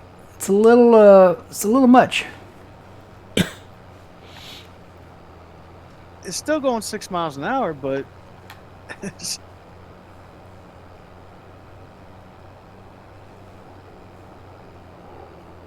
This game, it's fun. I think it's fun both ways. I think it's probably more fun with friends, with people.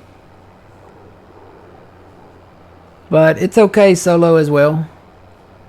If you really kind of are looking for a place to shut your brain off and just, go do some stuff that's farm related, animal related, you can do it single player. If you want to hang out with friends and play, that's fun too, so...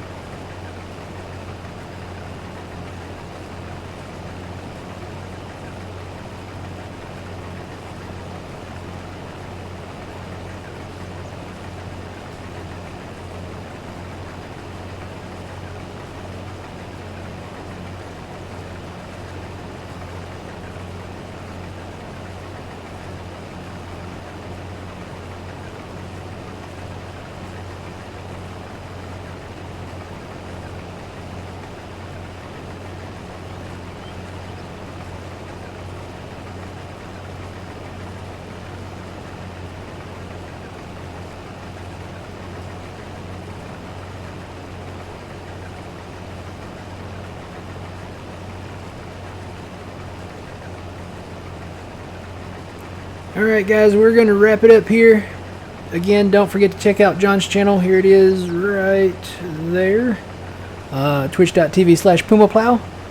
We'll be over there live at noon Central Time. He is starting a new map. And make sure you're there. You don't want to miss it. So I'm going to work on this a little bit in between now and tomorrow morning. We'll be back tomorrow morning at 7 a.m. Central Standard Time. And yeah, make sure you're here for that. Hopefully we'll be getting into corn. I don't know. We'll probably be doing soybeans still, but you know, there's a lot of beans, and that's not a bad thing. So if y'all can't make it to John's stream, have a good rest of your day. We'll see you tomorrow morning. But if you can make it to John's stream, twitch.tv/PumaPlow. We'll see y'all over there at noon. Until then, remember you reap what you sow. It's Matt from the Grain Arcade. Old man, thanks for joining. If he's there. Nope. His light's lighting up, but he's not there. So, thanks for joining, old man. He's always welcome. Y'all have a good rest of your day. We'll see y'all tomorrow. Have a good one.